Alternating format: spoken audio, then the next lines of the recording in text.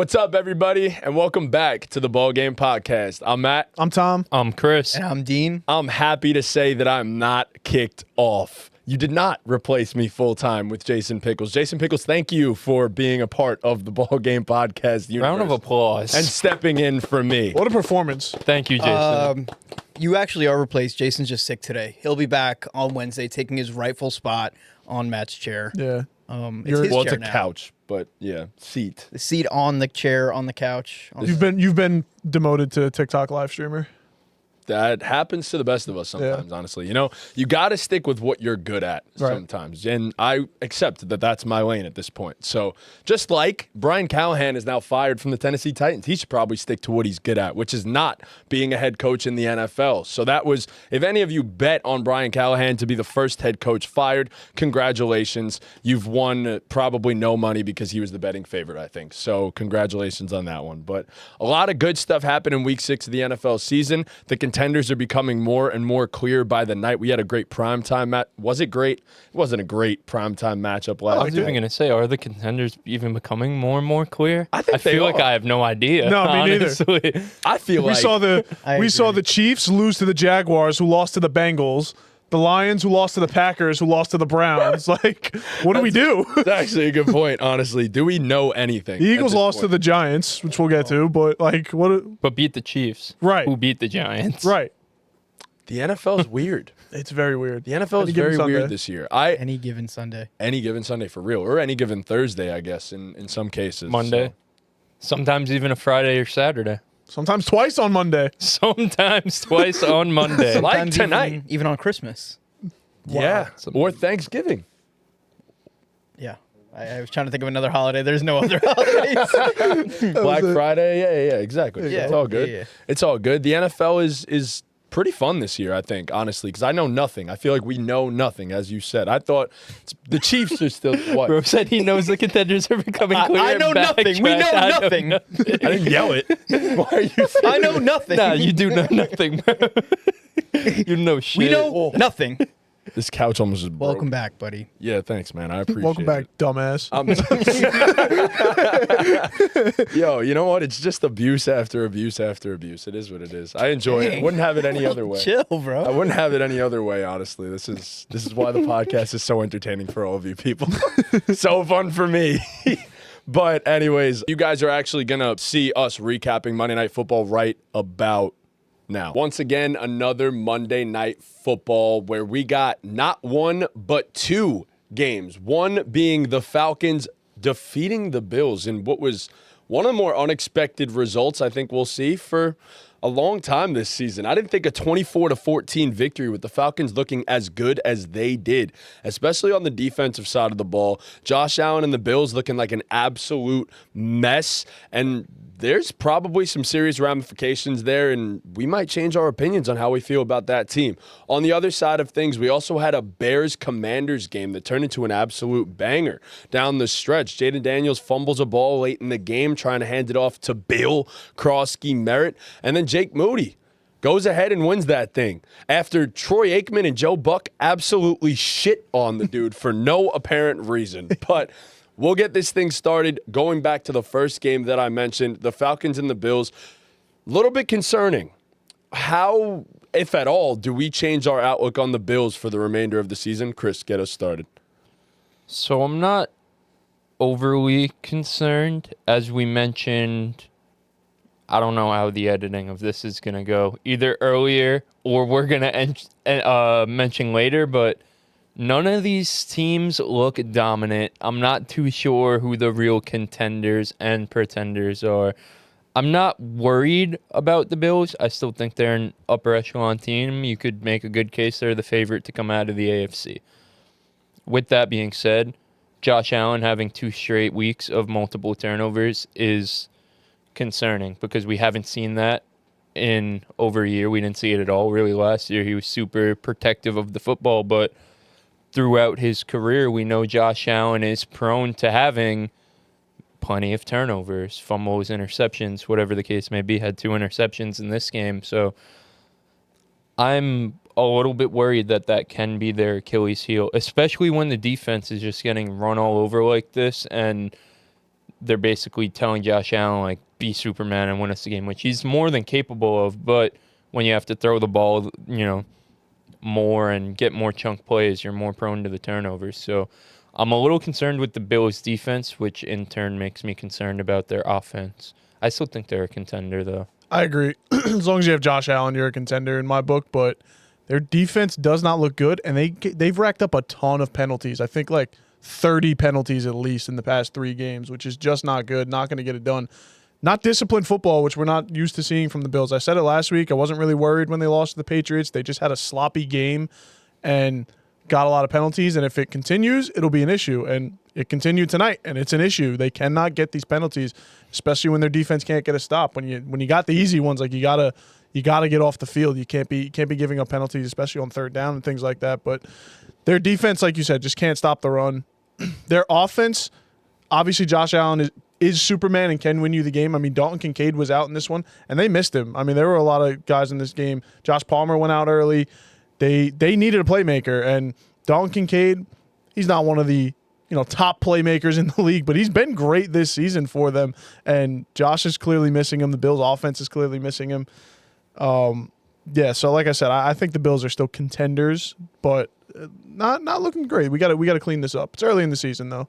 So I think I made that point last week about the Bills missing that guy on the offensive side of the ball to catch passes from Josh Allen. I know that the beauty of Josh Allen since Stephon Diggs left has been his ability to pass the ball and spread it around to different guys. But you're kind of seeing like the weakness of that as well, where you don't have your for sure target, your safety blanket, especially with Kincaid out. I mean, if your offense is that fragile that your tight end goes out and your offense completely stalls, I mean, it's a bit of an issue. James Cook had an all right game. Like, he did his job. He had over 5 yards a carry. Like, James Cook looked all right. The rest of the guys on the team, I mean, I'm concerned for Keon Coleman's development. Like, year 2, you're really not stepping up to the plate like you really should, considering he was a first-round pick. It's pretty concerning. I mean, because only so much Khalil Shakir could even really do for you. Josh Palmer, you're trotting out as your primary outside receiver. I mean, what are we really doing here? I mean, the Bills, I think, should be buying receiver help at the deadline. They tried last year, so they did try last. They really need it. I'm sure every team in the league is going to be looking for receiver help, but the Bills especially should be. I don't know if they will, but it feels like they need it. I mean, I think Dalton Kincaid coming back is going to help them a ton. He obviously missed this game. Curtis Samuel missed this game. Not saying that he's a big piece, but another guy that could like make a play or two on offense. But Kincaid has been phenomenal for them throughout the start of this season, and I think missing him was a huge piece in this game for sure.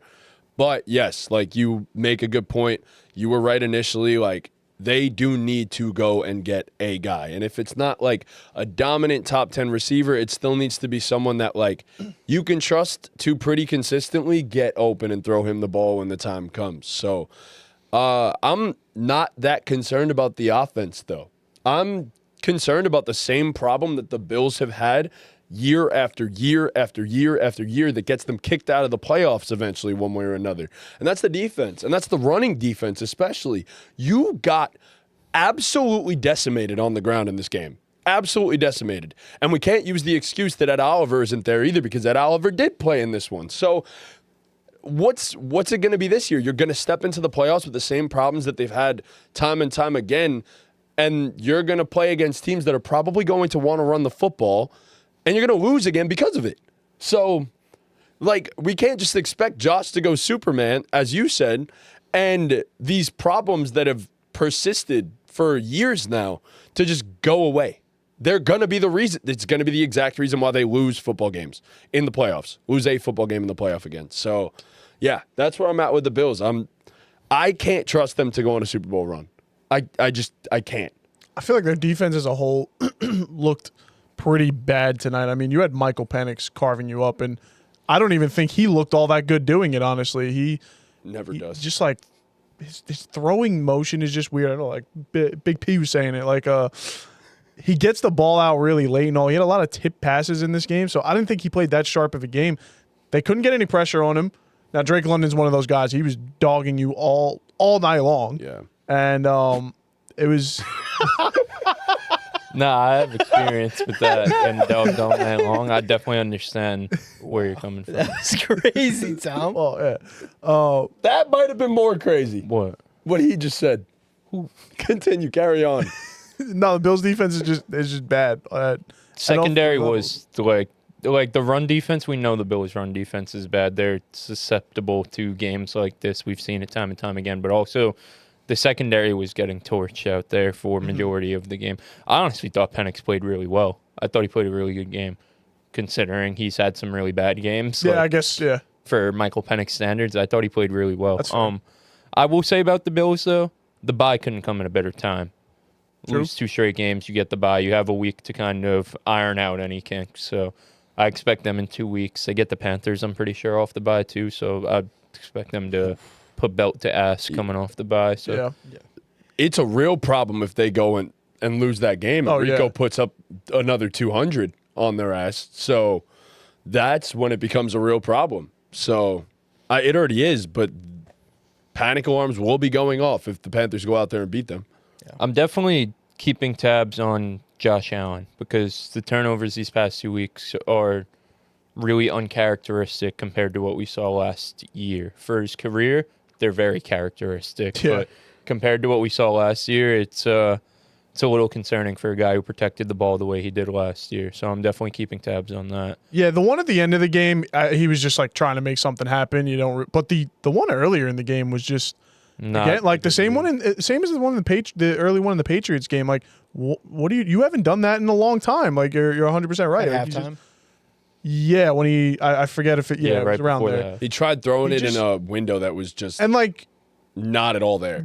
he's been that kind of guy that can get the ball anywhere, and again, still just has cleaned up the turnover so well. So Right. to see those issues come out, but maybe it's just like, man, I really can't get anything else to work. I really gotta make some magic happen. So we'll see what happens going forward. Atlanta was a few inches away from having this be really out A of hand. blowout. Yeah. Yeah. True. Yeah, for sure.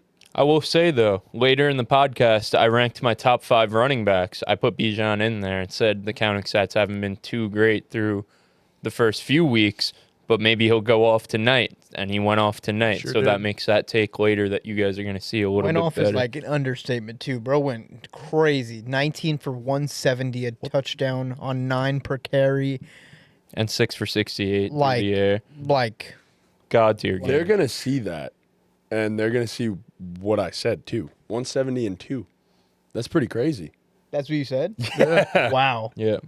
No, he had a phenomenal game. Best game of his career by far. And it's kind of been a build-up for him like all season because he's been great all season, but it just he hasn't broken off the big one. That's And he been the story of his finally career. broke off the big one He's So- just, in a big way. every time he touches the ball, like I can't wait to see what happens. It's He's special. like I haven't felt that way about many running backs like I do with him. Like the No. way he can make a guy miss and also run through someone's chest. Like I've almost never seen anything like it. Elite pass catcher. Like, he's legitimately. Elite pass like, blocker. Yeah, yes. That's another He's thing that goes terrific on. in pass pro. He's a one-of-one RB talent. 100%. Like, he is that damn good. Drake London So, too, man. He had a hell of a game. I mean, he had 150 yards at halftime, and then Finished with 158. right didn't really need to do much in the second half, I guess, but because they won the game. But he was killing the Bills tonight. Yeah, he was phenomenal. And I'm sorry to the Falcons that we talk more about the loser than we do the winner, but that's just how Yeah. it goes with Atlanta, I guess. The Bills. Keep flying under the radar, get better as the Their season goes. defense is doing the thing, man. Olbricht's calling some games here, Come man. on, man. Yeah. Tell you. So Wish we never made him interim head coach. Man. Where do you guys rank the Bills within the AFC going forward? Chiefs are better. Chiefs are better. I agree. That's it. Like, yeah, if mean- they play the Colts in the playoffs, I'm picking the Bills. Like, I agree. I don't agree. you take the Colts. Well, okay. The you Colts take the offense over is the- so high powered and the Bills defense has been so underwhelming that like I feel like it's almost a good matchup for the Colts. It's Josh versus Daniel. Yeah, then bro. you have Josh. I They're still basically the same guy. obviously we know Josh. Yeah, obviously we know Josh Allen for his career, but I saw what he did week 1. Like he's. Yeah, I'd never pick Daniel Jones over Josh Allen in No. a playoff game. No, but I'd pick Jonathan I'm Taylor not gonna lie. over It might be. defense. It's really just the Chiefs. The AFC's wide open. It is. The whole NFL is wide open. Like The you AFC's said in really the- wide the open. beginning. But I think the Chiefs are still like the NFC is really the stacked conference. Like Right. the AFC is relatively weak, to be honest. So I Right, coming into want to the say year. the Patriots, but they haven't been there for me to say that yet. So I'm hesitant on that. But I could totally see the Patriots going and making a run to the AFC Championship. Right, coming into the year, we said the AFC was very top loaded, and then the Ravens suck. The Bills just lost 2 in a row. The Chiefs are 3-3. Like obviously, we know Chiefs are the Chargers Chiefs. have but- dropped a couple. Right. Dropped a couple in a row. And their Yeah. offensive line is decimated. Yeah, it's Right. rough times in the AFC right now. Opens the door for Rick Mahomes to get to a 4th in a row. He's going to. He's gonna. When you have guys like Rashid Rice coming back, like a When trade you have deadline, guys like Rasheed Rice coming back, anything is possible for anything. Yeah. Yeah, I mean, Not everyone has Rashid Rice coming back next week. sure. Not every. Some guys waited the whole time for Rasheed to come back just to not be able to reap the benefits. Well, I of it. waited the whole time to reach his max value so I can get a Mecca Abuka. I'm glad you pronounced Dynasty. it right. Did you see that he Dynasty. corrected people on it? I've been saying Abuka ever It's since. Abuka, yeah. It's Abuka? not Egbuka like some people are saying. He was like, Egbuka. it's Abuka. Idiots. Abuka. The G is silent. You guys even Real read? G's move in silence. Like lasagna. So, exactly. That's not even Shout the out best Tunchi. stack I have. What's the best stack you have? Danny and Tyler. All right, bro. Word. All right, bro. Colts beating the Bills. Put the Tyler Warren in the bag. The other game from tonight, the Bears and the Commanders faced off in a very horrible conditioned game. Like so much rain coming down, which is the reason that Jaden ends up fumbling a handoff to Bill, which ends up being the reason that they lose the game in the first place. Looked like the Commanders had full control, driving down the field, taking up the time, and then all of a sudden, ball's on the floor. Ball's on the floor, Bills recover, and Caleb leads a game-winning drive down the field. So I don't really have many takeaways from this game. It was what it was, but I'm curious to hear what you guys have to say. So Dean, what do you feel coming out of this game? What do you feel? I mean, my first thoughts are obviously the weather played a huge part in this game. First of all, from the Bears side, I mean, DeAndre Swift went for over 100 yards. Caleb didn't have his best game we've ever seen. And then at the end of the game, Jaden fumbling that ball that they credited to our good friend Bill. I don't know. I really don't have many straight-up takeaways from this game. It was a close game. I mean, I didn't expect the Bears to win. I thought the Commanders were the better team, but I guess the Bears keep on getting better each week. I really don't have much to take away from this. In a bad weather game, if you get ran all over, you're cooked. Like you Yeah. said, like neither team really got a ton going through the air. I mean, Jaden made some plays down the end. That one touchdown that Chris Moore grabbed, that was a great play. Nuts. But yeah, the Bears just came out on top. Yeah, I think overall, like the turnovers for the Commanders, I'm not too worried about. Jaden's first interception on the year. The fumbles, like, don't put the ball on the ground, but also it was downpouring. Like, Yeah. it is what It's it gonna is. happen. You know what I mean? Like, you would like to see that not happen, but I'm not too worried about it. Also down Terry McLaurin still. I thought Jaden looked pretty sharp, though. I thought he made a ton of plays. I'm very moved by the Bears.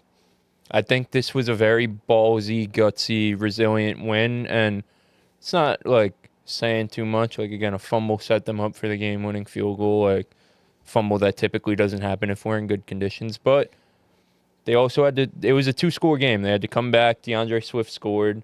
What? It's a good stat right there. What was it? Second most takeaways in the league this year Oh, behind wow. the Bears Jaguars. defense. Yeah, 12 takeaways on the year. It's a good identity to hang your hat on. 100%. I thought their front had a great game in terms of stopping the run, a better game than we've seen in the weeks past. I know we were talking about the Bears' run defense not being too good. I thought they showed up and showed out.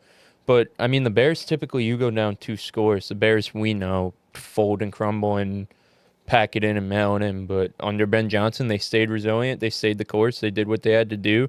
Stars aligned, a little fumble action, and it set them up for a game-winning field goal. I think that's, for like great teams, something like this isn't too impressive. But for the Chicago Bears, something like this is exactly what you want to see. Yeah, like I don't know if that, I'm not saying that makes the Bears Super Bowl contenders or anything like that, but for the Chicago Bears, only a 1-point win, you feel very, very good about sitting at 3-2.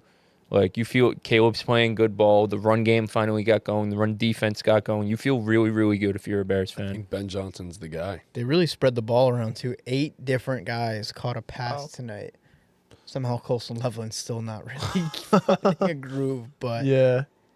I mean, Were you about to say something? Yeah, like you said before, like they're getting better every week. And when you have a young team, new head coach, second-year quarterback, like that's really all you can ask is just get better every week. Show us some flashes, and they're doing that, man. Like you said, they were great, and we just said the whole NFL is wide open. The NFC is wide open. Maybe the Bears could get into the playoffs. I mean, they play in a tough division, so we'll see. But I mean, it's looking up from here, yeah, for sure. There's a lot of good teams in the NFC. Yeah. A lot 100%. Yeah, of good teams. I don't know in if the they're a NFC. playoff team, but maybe they make it competitive. Maybe Yeah. have a chance at it. I will say, though, it's fun to shit on Caleb Williams and say he sucks and overanalyze the flaws in his game. The way through 1 1/4 of a season he's been able to protect the ball has been very impressive. Yes. Because in a game where the opponent turned the ball over 3 times to not turn the ball over, that's what won them this game.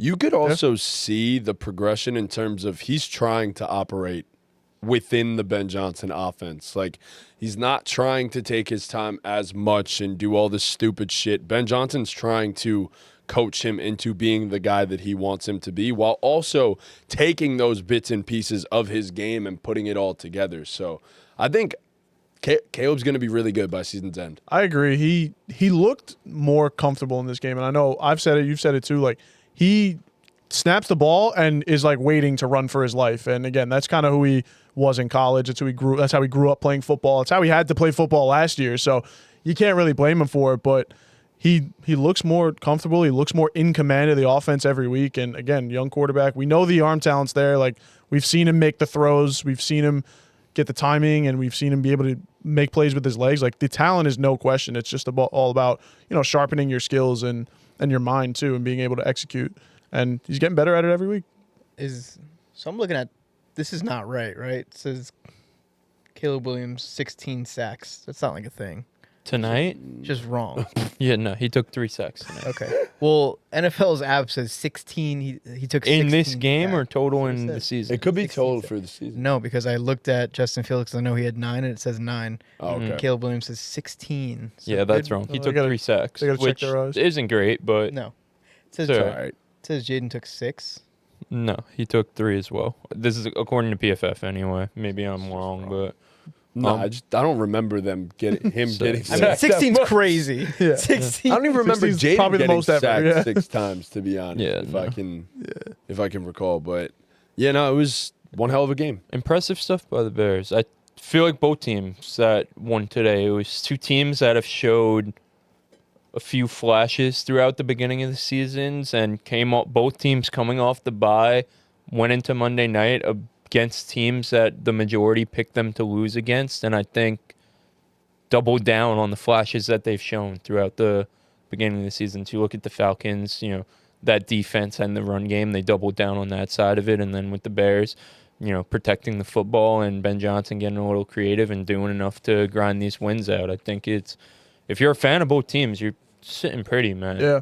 3-2, you can't The, really ask for much more. Bleacher Report betting posted that 91% of bets were on Bills money line for that game, and 71% were Commanders money line for those games. So Definitely had both parlayed. yeah, So crazy. sucks to suck. But 2 upsets. So many people probably had that lay just get murdered. yeah. Oh yeah, the sportsbook probably went crazy Sportsbooks tonight. went Yeah. nuts tonight. So now that's what I call Monday Night Football. And now that we're back from recapping Monday Night Football, these are our Week 6 NFL takeaways. So I'm going to get this thing started with a pick that is very close to home, a take that is very close to home. On Thursday Night Football, I watched a euphoric moment in my fandom.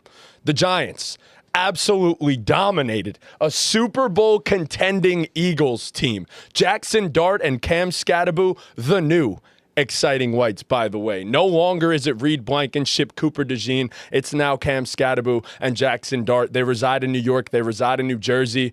It's been a great watching experience. That was super fun. That was the greatest Giant game I've watched in some time. Since the playoff game when Daniel Jones went for 300 against the Vikings.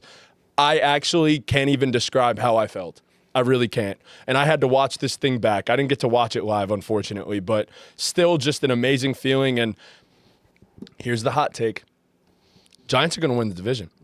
All right, bro. So we just, like, the prompt here was biggest reactions to week 6. Like, we didn't have to come with it wasn't a hot takes thing. You're right. You're We good. also didn't need to say stupid things Yes. on camera. I don't think it was stupid. It's a stupid thing to say. I'm not even sorry about saying that. The Eagles had a bad day, and we know that they've been having their struggles. And Nick's rolling his eyes in the background like the Eagles aren't just a better football team. I don't know what we're rolling our eyes about. The Eagles are a better team. They had any given Sunday, any given Thursday, things happen. Any given Monday. I'm going to backtrack a little and say that I actually enjoy Jaxson Dart hoops. I'm definitely becoming a fan after my hater era of Jaxson Dart. Still ain't coming to the Darty, bro. It only took a couple weeks, but I want you to watch that right there. I'm starting to get. That's what we do to the Eagles now.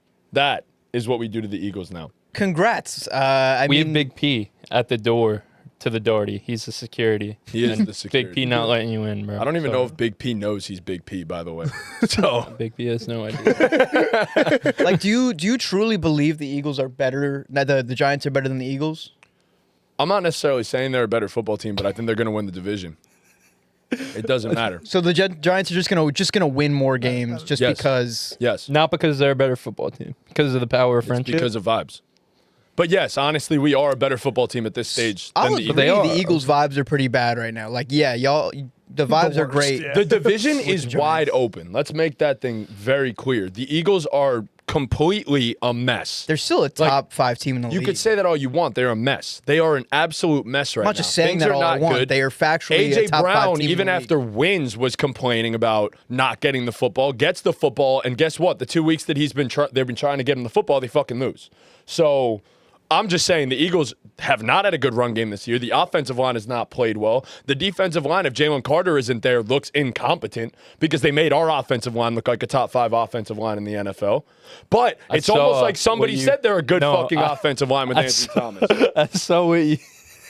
DM Jermaine Illuminor. Jermaine Illuminor, please come on the show. Crying. Please come on the show. Am I gonna read Yes, this? I didn't see that. I'll read it out glazed. loud. I Go ahead. glazed Okay. so Please hard. read it out loud. Please read it out loud. Okay. I glazed so hard, and they deserved it because they've been bro. phenomenal. What's up, Jermaine?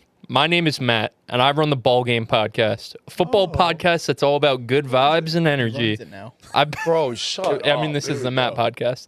I've been a diehard Giant fan for my entire life, and it would be an amazing opportunity to have you on the pod, which I agree. Jermaine, we'd love to have you, brother. Hell yeah. We're not joking against you. It's Yeah. more about our friend. The energy you bring to this team and positive vibes, even through all of our struggles, is a big reason as to why I believe we're turning this thing around.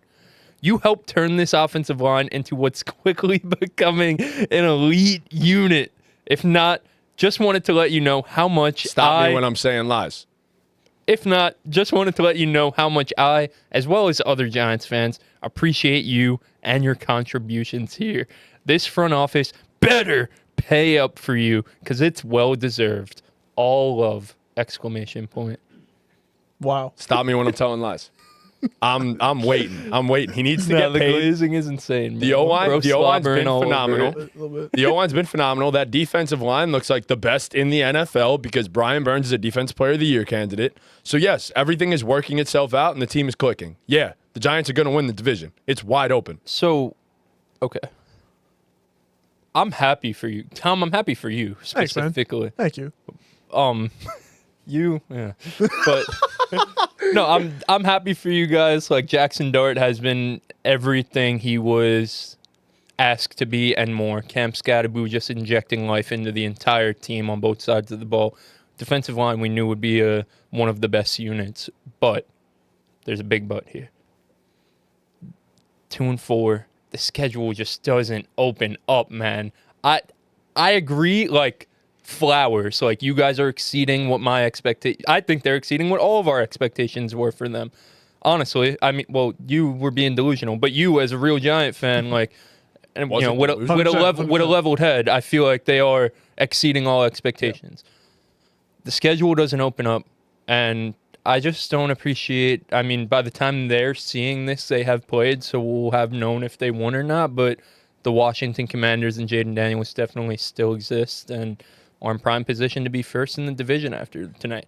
The Giants are still very behind in the race. Yeah. I also think that, and I'm not taking away credit from the Giants because I think they have played great over the past few weeks, obviously aside from losing to the Saints. But Happens. they caught the Chargers and the Eagles at the perfect time. The Chargers O-line extremely banged up against a very strong Giants D-line. Like, it was Perfect time. the easiest trap.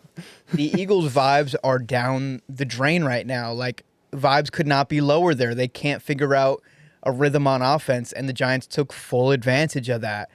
So, with the season not opening up the way you'd want it to, I just don't see a world where they can overtake, first of all, the Eagles. Second of all, the Commanders, who I still think are better than the Giants. Is it possible they snag a wild card if they really play strong the rest of the year? Maybe, but I think division is far-fetched. I think wild card is Wild card's a little bit.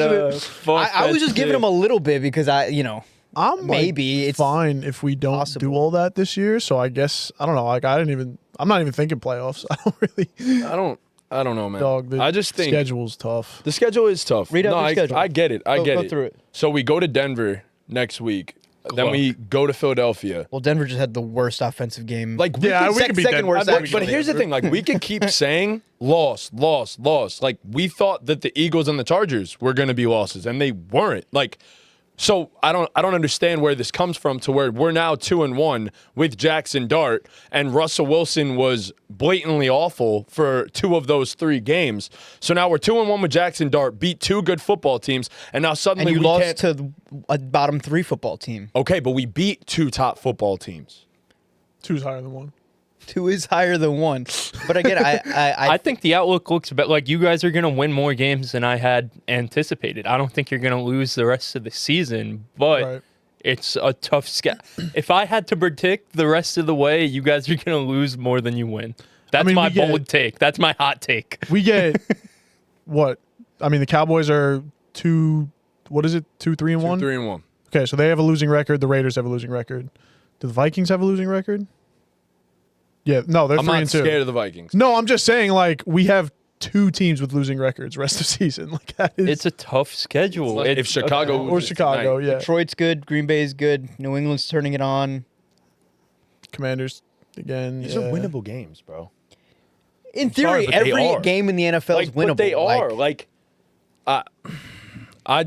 Yes, we probably lose to Green Bay. Yes, we probably lose to Detroit. Those are guarantees, is what I'd say. You're not sweeping Philly. Like Don't you're put it out of the question, bro. like you're just not. It's just You could say that. That's okay. But, like, they have proven absolutely nothing.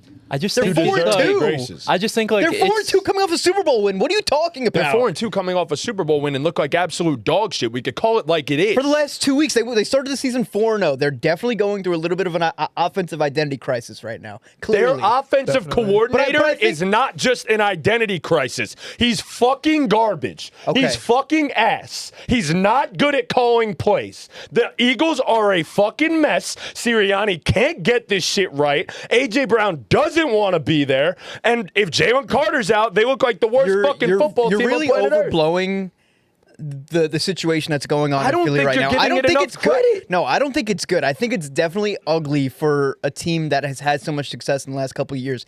But I don't think it's like the reason they're not going to win the division over the Giants. I think they're going to win I'm a more game against concerned the about Giants. them winning the division. The Washington Commanders. them, us. Them. Yeah. For the rest of the season, that is the team you should be staking your claim on. Yeah. I am more concerned about the Washington Commanders When's the winning the Eagles bye? division Me, my than boy the Do the Eagles. Eagles have a JD5 bye? like this. What? When do the Eagles have a bye? I think they come out of the bye just fine. The Yo, Eagles. these guys are going I think they down on the regroup. hot honey Yo, cheeses. please don't eat them all. I'm not even joking. This is probably like our 4th one combined. Week 9, right after they play us again. I think they'll be just fine after the bye. If they lose to us for a second time, I don't give a fuck what. Don't you even win a say. game. though. I'll put money on that the Eagles will beat you. I'll just bet it on FanDuel. Let me check the All right, FanDuel come line. on, grow up, bro. Come on. Bet it on FanDuel. No, He's come on. really annoying. He's come really on. annoying with that. Wait, come on, no. Come on. No. Come on, 50 bro. bucks. You're saying all this 50 stuff. bucks. Come on, No. shake his hand. Okay. Come on. Nope. This guy Tom. doesn't even believe in his own what he's saying. Come on. He doesn't We're even gonna believe be it. like, Come come on, on, bro. 300. Doesn't I'll even use my believe money it. there. Doesn't If even believe you, it. no, Here he goes no, again with the odds, no, dude. No, because Yes. if you guys are the better team, when do they play again? Week 9. Yeah. Yep. If you guys are the better team and you guys keep winning these games, by the time Week 9 comes around, you guys will be the favorites. So you're honestly getting a discount if you shake his hand right That's now. not. You know, we're not Everything- going to be the betting favorite. You know that's But based not going on to everything happen. you're saying, why wouldn't you be the betting We're not favorite? gonna The be Why Eagles are wouldn't just you be? dumpster fire. Stop doing They're that, 'cause terrible. you know the that's Eagles. just not going to be AJ the case. Brown's gonna get traded. If you believe in everything that you're saying, I do, but I'm not. then you fucking should take the discount on Dean's It's hand. not a fucking discount. It's not, because I promise you they will You just be have no favored because the integrity. books love the Eagles. You just could have. When did it all become about money? When did it all When did become it all about become money? about money? Right. Right. First I day. thought we stood for something. It's the first day. I thought we stood for something. I think on here. Tom wants to bet with you. No, I don't want to bet with you. I'm not taking those. I just think Regardless. you're not standing on business. Yeah, so you though. guys listening, everything Matt said, he doesn't believe in. So we just go. like disregard that whole segment. Yep. That's why Pretty I'm much. standing. No, but like on it. for real though, like you won't put your money where your mouth is. I'm willing You to. won't bet a measly $50. Bro, I'll just Bro, put that on plus. you make that in 1.5 hours at the hospital, bro. That's 1.5 hours of sitting at that desk, bro. Come on. Yeah, that's crazy. chump Pocket change. watching. Wow. That's chump change to you, bro. Pocket watching is crazy. That's nuts. That's chump change to a That's guy so like you, crazy, bro. You don't need that can't do $50. that. So You what if can't you do that? I'm dead. Yo, you really making like 30 something an hour, bro? It's like 30 an hour. Bro. Yo, Why are we doing yo. this? You don't need Said it to on the like, pod. It's chump change to a guy like you, bro. 30 an hour. That's what I'm saying. what? He got it like that, bro. Move dead bodies. Oh. Yeah. No, I'm not transporting. I wouldn't do that. Come on, bro. It's a measly $50. You've made so many bets in your life You with us. are the worst, bro. We can move forward from this now. I don't want to move forward. I don't want to. I feel like if you believe in everything you said, No, you really are. No, I just backing find out. it funny that you're becoming his bitch right now. Whoa. Because- I said the bet Whoa. first. Because he is trying to convince me to bet with you. So therefore, speak for yourself. I am. I think Chris will make the bet with you too, if that's what you're worried oh, I'd about. love to make the bet with you. I'll make but the bet Dean with said both it of you. first. Dean said it first. Dean beat me to it. I'd love to make the bet with you. Shit, we He's could just bet. We being could bet on the Giants, bitch. Eagles. We could bet on Okay, the but Giants he's making the just speaking. playoffs. Like, Well, that's what he does. He rage baits. Well, we're on a podcast. I'm We the definitely do masturbator. speak. They do call him that. No, really. Put $50 No, but on like it. in all serious. Okay. There we go. Yeah, $50. thank you. Let's go. All right, there we go. Fuck's sake. If anyone's a bitch, it's you. If anyone's a bitch, it's you. I got your ass. Nah, bro. Yeah. You're relentless, bro. You're just I can't be relentless. stopped. could have had better odds on FanDuel. I could have. No, but if the not about Giants are that. this great team that's going to win the division come week 9, they'll be like minus 200. That was for you guys. That was not for them. That It was for you me. guys. Thank you for the whole audience for making me another $50. Well, you know what the funny thing is? You also picked that the Jets are going to make the playoffs. That's really working out for you too. But like, let's not even get that one started. We'll talk about that one. Well, I if feel we like actually. we actually will should get that one I'm started. not like That was a perfect actively transition. We still can saying get that one started. I said it after 1 week where we did look like Where a we competent lost. football team. Lost by a 60-yard field goal. Hit your intro, bro. Hit your intro. We lost by a 60-yard field goal. Do we get points for that? Yeah, I mean, you would think Well, so. you are saying you're making the playoffs, so like, yeah, it's I the didn't same say kind that. of I thing. didn't I say mean, that. That's madness. okay. That was Russell Wilson. So- but yeah. Not good. It's a new era in New York. Okay. Aaron Glenn is a one-and-done head coach. Yesterday's game in London was an absolute disaster. The Broncos played one of the worst games they've played in probably years. Honestly, since last year, when they played the Jets, they played their worst game. They put up 13 points and got a win. They got away with one, the Broncos. The Jets put up 11 points, 3 field goals, and a safety. They would. And the safety was from a holding. Yeah, they just would. It's just such a Jets thing. Go So ahead. what really got me was, I mean, the defense showed up. Sure, the defense was good. Finally, right. It only took 6 weeks. What really got me was the decision to go for it on 4th and 8 at the end of the game, and Aaron Glenn's comments about why he did what he did. So he got up on the podium, and he said, yeah, we weren't going to go for a 65, 68-yard try. That's verbatim what he said. It would have been a 62-yard try.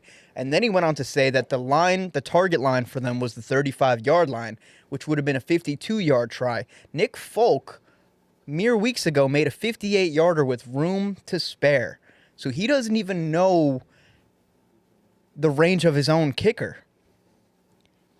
He then went on to talk about that halftime debacle. He said that they didn't run a play before the half because the refs were giving him mixed answers on whether or not they got a first down. That's why he didn't run a play, because he was confused.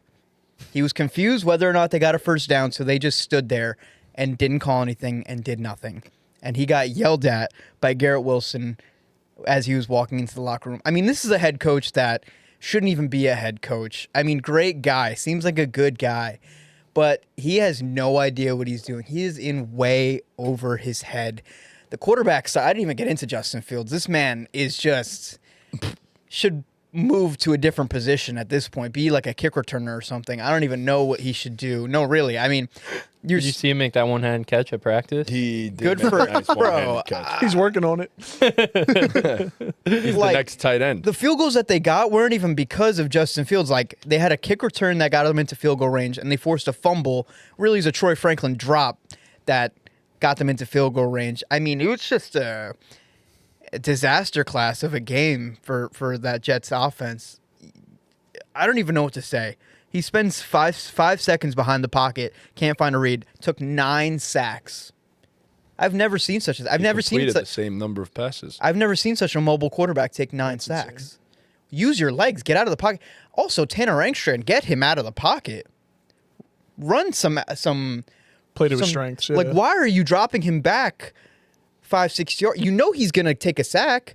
Get him rolling out. Get him using his. I don't understand. I just don't get it. I wanted to rip my hair out watching this game, bro. Like, we're already 0-5. They said it about 5 million times during the broadcast. The winless Jets, the 0-5 Jets, the 0-5, and then we're finally like kind of almost gonna win, even though we played a bad game, and then we don't know what we're doing coaching wise at the end of the game, just to put the cherry on top. yeah. This is a disaster. If the Jets get the number 1 overall pick, I don't trust Aaron Glenn to be able to develop a quarterback. Watching what I'm watching right now. Yeah, good luck with that. It's reasonable, yeah. I mean, Clemmy called me after this game. My brother called me after this game just to like vent about the Jets, and he went off. I mean, your quarterback completed 9 passes for 45 yards, and then after the game, they asked him, "Is Justin Fields a starter next week?" And he said, "Is that a serious question?" Yeah, it's a pretty serious question actually, because you're better off with Tyrod Taylor out there, passing wise. I mean, So that's the other thing. Tyrod should have been in that game to start the second half. You saw how bad Justin Fields was playing. You saw he couldn't make a read for the life of him. He wasn't making throws. There was nothing going on offense. Tyrod Taylor should have been in the game at some point, and he just wasn't. That's just a lack of adjustment. I don't even know what it is. Lack of accountability. You're tossing this guy out there to get killed every play. I don't get it. and do you know what the Garrett Wilson thing was? That he went up to him and he was yelling at him on the sideline? Because then Garrett after the game was like, "I just wanted to know what was going on, and I was disappointed halftime when I thing. found out." Because they didn't tell, Oh, okay. because they were confused at halftime. Yeah. About whether or not it was a first down. Garrett was probably saying, why didn't we run a Hail Mary? Why didn't we run a play? That's probably exactly what he was saying. Garrett's And gotta get the fuck out of there, man. and then, I mean, good thing Garrett just signed a giant contract, so he's not going anywhere. But Yeah, I mean this. You guys just shouldn't be 0-5. Like it's bad. Like they 0-6. 0-6. Yeah, 0-6 now. Yeah, it's no, they should be. I guess they should because they are. But I mean, we've played in close games. Again, it's the coaching Right. that sucks. The quarterback sucks. Like, yes, there's a ton of holes in this team, but it really comes down to those two things: is the coaching and quarterback. The two most important things on a football field suck, and it sucks the life out of the rest of the team. Like, you got other younger stars that are not gonna play well if they're in a bad situation and bad culture like they are right now. Yeah. Yeah, I mean, it's exactly what we saw last year where they had the wrong guys running the show and coaching the team, and it sucked the life out of everyone. It's exactly what we're seeing. I mean, these guys, why are they even going to practice every day? Like, there's just no point, like you said. I mean, it was just a full display of incompetency by Aaron Glenn, and if he didn't lose them before, he's completely lost the locker room. Like, I'm in the camp of fire him yesterday. Like, he just, like you said, he's not an NFL head coach. I mean, you start 0-6, you lose a game like this where, like you said, you basically won the game despite how bad you played.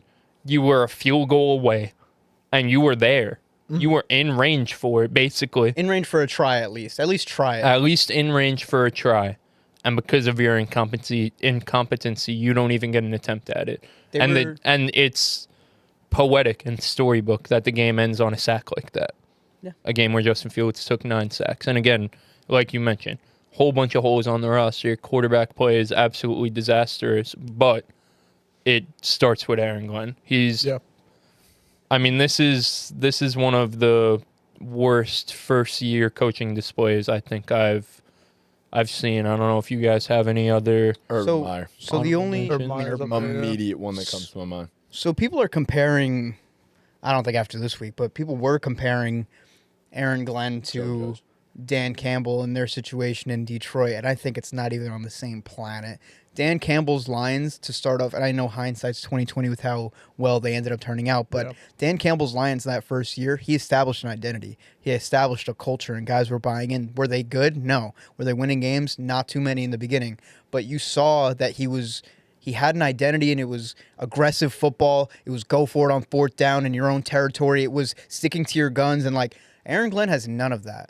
He has no identity. He is basically confused. A clown show.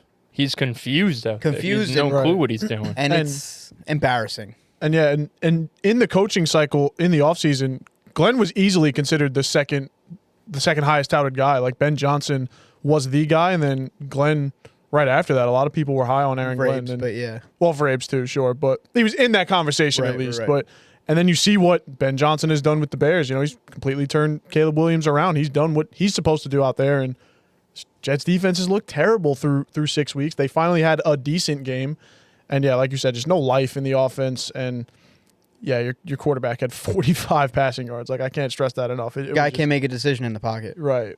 So yeah, that's kind of what I was about to say. I understand where you're coming from with the whole like Lions situation was very different, but they started like 1-11. Like they were not 10-1. Good. What happened? I think it was 10-1. Yeah, it was something like that. They were not a good football team by any stretch of the imagination. I understand like you could preach this culture and stuff, but even back then the conversations were Dan Campbell should be fired because they were ass. No, but they didn't have players like Quinnen Williams. They didn't have a Sauce Gardner. They didn't have a Garrett Wilson. Yeah, but you know what they did have that made a whole worlds of difference, I guess, is the fact that they had a quarterback that was at least a veteran. This guy's a fucking dumbass and doesn't know what he's doing on a football field. Like, so you're in the camp of like give AG a chance? Give AG not a dumbass at quarterback. Not this. I promise you, if you start Tyrod Taylor, this would be a completely different Jets team. I legitimately promise you that. This dude is out there clueless. Can't make a read for his life. It's almost like this has been the same Justin Fields we've seen his entire career. And every single year, people expect something different from him. And what has he done? Gotten worse. Every single year. Yes, your best offensive game as a team was the one that Tyrod Taylor was playing in. By far, aside from week one. I agree. Let's throw away week one. I agree Tyrod should be in there. It's stupid at this point that he's still committing to Justin Fields. It's honestly, it boggles my mind. But that goes back to AG still. I understand that, but there is a learning curve for everything. And I'm not saying that I think you should have an idea of what you're fucking doing as a coach in the NFL. Yes, I agree. But like, these are the first 6 games of his coaching career. I could promise you go back, Dan Campbell probably made, not even probably, he was getting killed by the media back then. Killed by the media back then. He's getting clowned for the interview. Clowned for everything. Like, which is now a legendary. Right, exactly. And I get it. I understand these are fundamental mistakes, but at the very least, I think you got to give this guy a shot with a quarterback that can actually read a football field.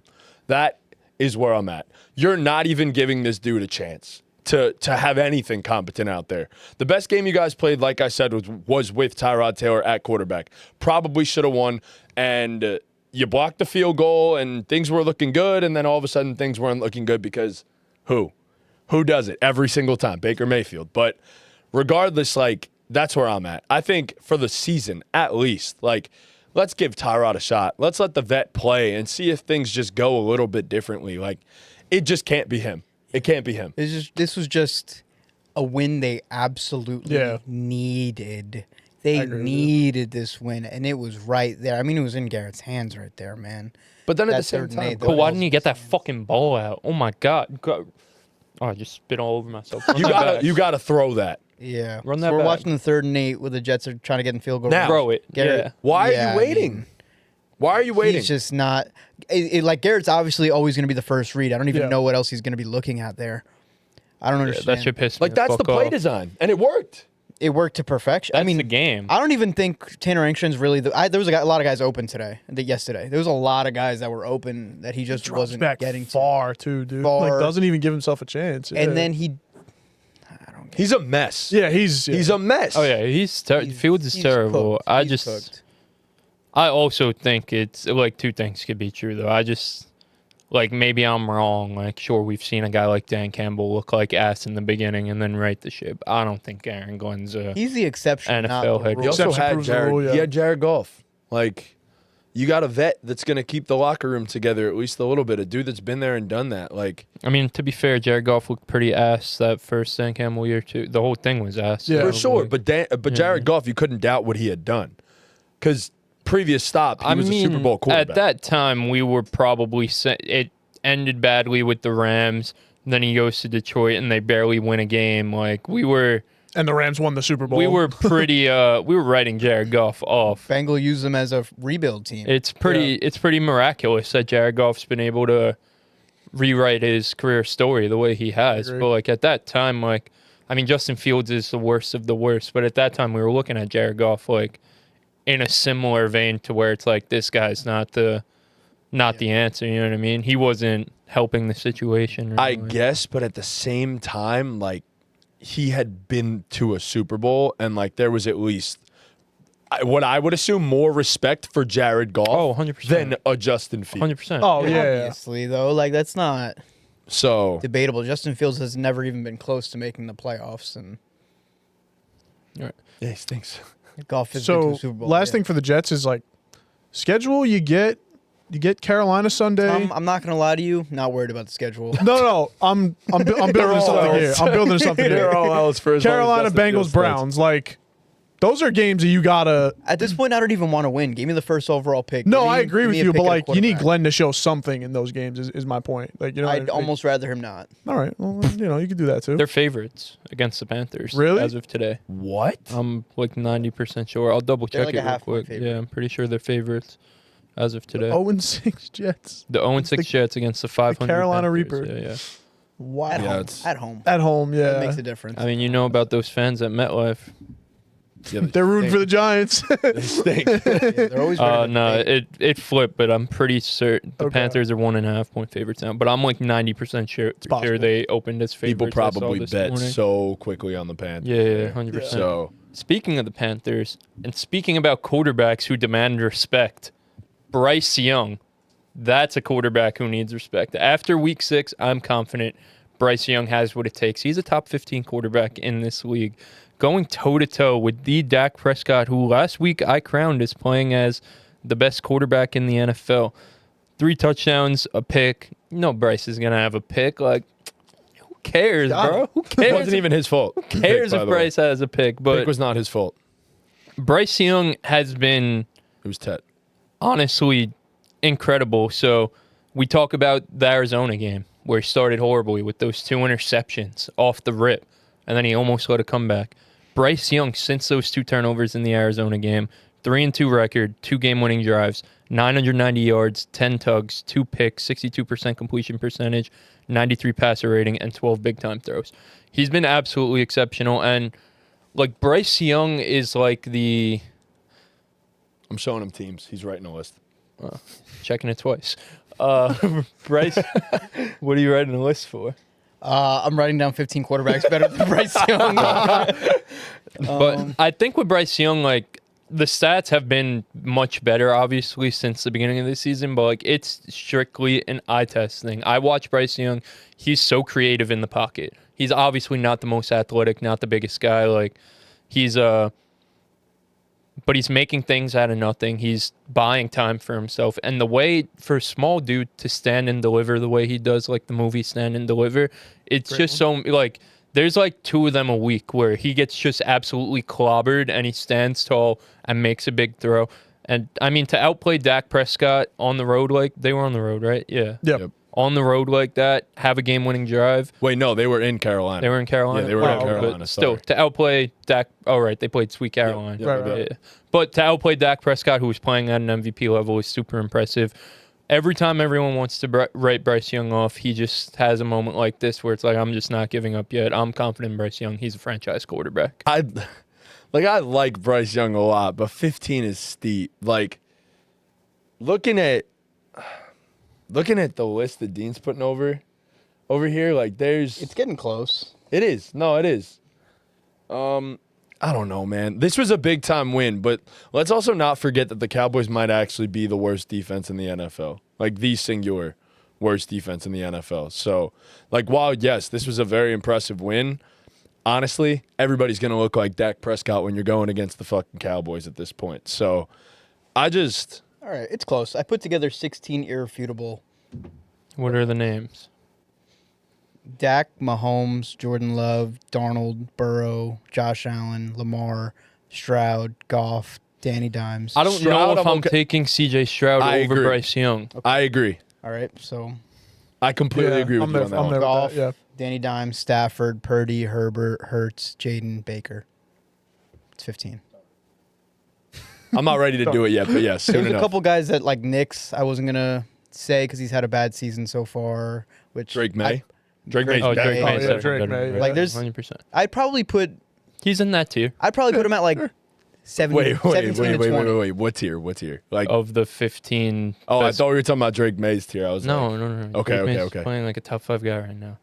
but nah, he's like this. Yeah, he's the back end of the. He has it, man. Like the it factor that we talk about with Jaxson Dart, that we talk about with Jaden Daniels, he has that. It hasn't been pretty. He has some super boneheaded plays throughout his 3 years. When the going gets tough and they need a big play, he comes through. That's something that is just indisputable. When they need a big play, he comes through. He's in limited sample. When he's had the chance to be clutch, he's been one of the more clutch quarterbacks in the NFL. That it's just irrefutable. I will. He also give plays him, his role in getting them in those situations, which is the problem with Bryce Young. I'm not. Is it though? I mean, they had the worst defense in history last definitely year. true, All we yeah. said was just don't be the worst in history, be below average, and this They've could been be good. this can be an okay competitive Yeah. team through 6 weeks. They sit at 3-3. I mean, like what else? I don't know what else you could ask. You know what I mean? I just think Bryce needs to get rid of that early intercept. This one wasn't his fault because it hit Tet's hands. He and played damn near a perfect game. He did. No, he 100%. Honestly, I think that was the best game he's played in his career, to be quite honest with you. That was the single best game I've ever watched from Bryce Young. And I think the one thing I got to say about Bryce is the fact that prior years, I'm not sure Bryce can shake off the bad starts of games like he has now. It's a completely different mentality for him recently. Like, he looks very confident. Even when he throws those picks, it's like he'll get back and he'll be like, all right, let's do this. Like, let's go win a football game. So, You see all the clips of him in the huddle too. Like he's a natural born leader, which like it's just never gonna show up on the stat sheet. But like that shit matters. Like he has the mental itness of a franchise quarterback. I firmly believe. Like all the intangible don't show up in the box score. He has it. so I think the best claim that could come out of this is Bryce is a franchise guy. I do. I think he's the guy. I think it's a long season. Like there's a lot of time for this to backfire and go downhill still. But as of today, the Panthers have their guy. Yeah, I agree. I agree with what you said, that when he gets in these situations, he can right the ship and will them back into the game. I mean, you get him an elite number one, well, not elite, but you get him an actual number one receiver in Ted McMillan too, and he gets him the ball. And, you know, he had a great game in this one too. So get Bryce Young a guy and get him, like you said, not the worst defense of all time, and he can man a competitive football team. And that's saying a lot for the Carolina Panthers this year. And a lot of people expect them to be one of, if not the worst teams in football. So for them to be sitting at 3-3 is impressive. I mean, genuinely, if you want to look it up, when was the last time the Panthers were 500? Let's see. It's been a long, long time. Wasn't last year, wasn't the year before. It's been a long, long time. Like, this is shaping up, and it's not saying much, but it's shaping up to be the best season in the Panthers' history in the past 5 years. I'll go out on a limb and say probably. They were 5-5 in November of 2021. Wow. It's been a while. Yeah. That's pretty nuts, honestly. Yeah. Like, again, And they have the Jets next week, keep in mind. So again, they could be over 500. could be over 500 next week. Bad defense, really bad defense that he played this week. I don't know if the Jets are any better. Well, they're better than the Cowboys' defense, I guess, right? You should go and watch this one.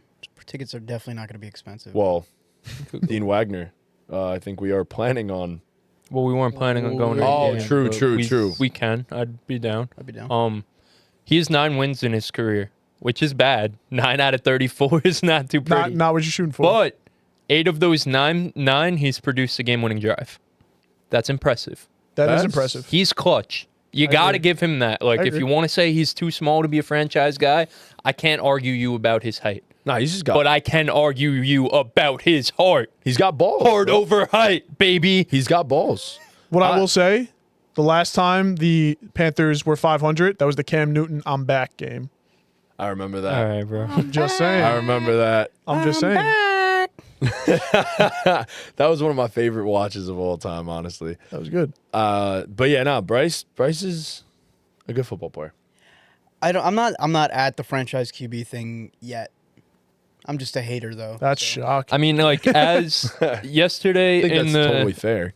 while the Panthers were losing, 10 for 10, Yep. 125 passing yards, and 3 touchdowns. Yeah. All of it with his back against the What wall. did Rico Dowdle do? Rico Dowdle was phenomenal. Bryce Young threw him one of those touchdowns. Yeah. Rico was incredible. I like Jimmy Horn too. I like Jimmy Horn a my lot guy. too. No, I mean, I'll just never give up on this guy, Bryce Young. I think he has it. Anytime it feels like anytime you're about to give up, not you specifically, but anytime you're about to give up on him, he gives you just enough just to be like, it's still there, like it's in there. There's something there, you know. I don't know. I watch I'm with you. quarterbacks like Justin Fields and Tua Tagovailoa when the pocket collapses on them, just look absolutely clueless in there, and that's like how you and.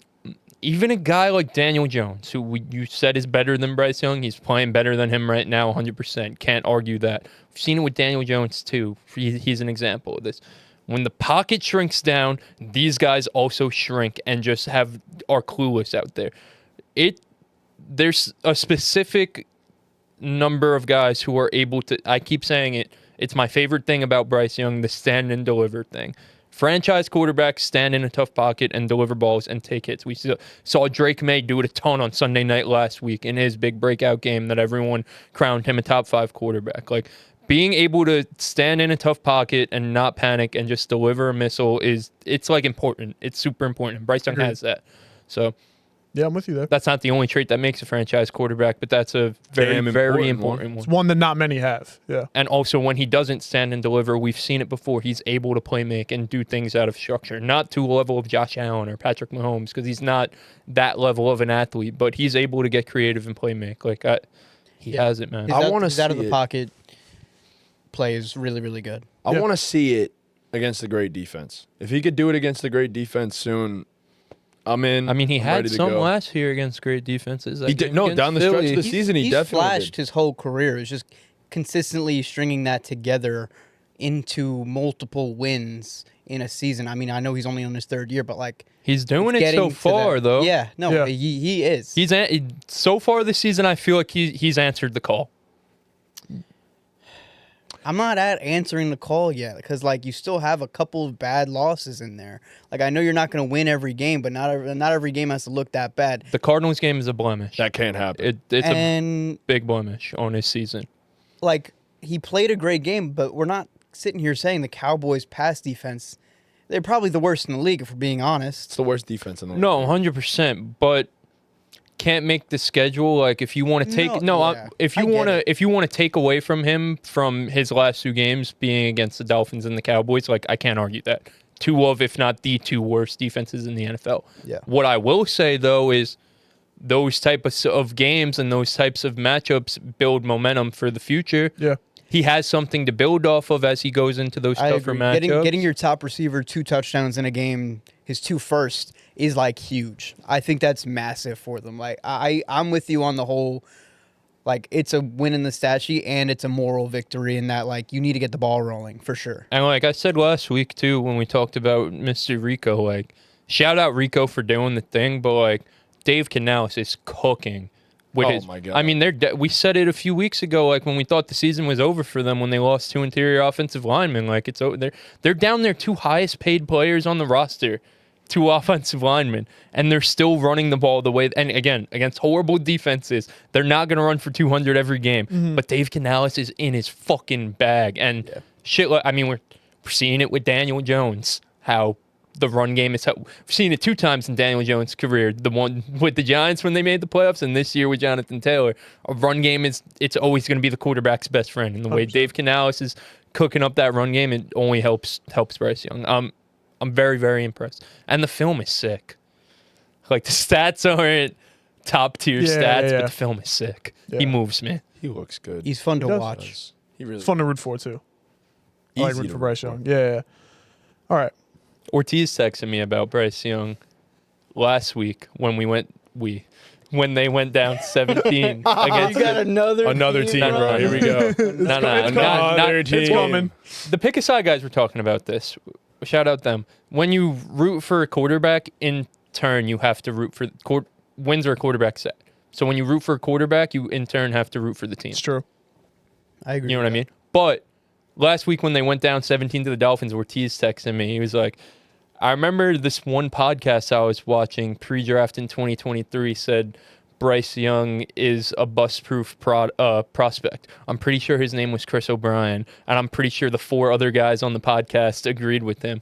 He looks pretty bust to me. Ortiz texted me. And then Bryce Young went on to come back from down 17 and beat the Dolphins. Wow.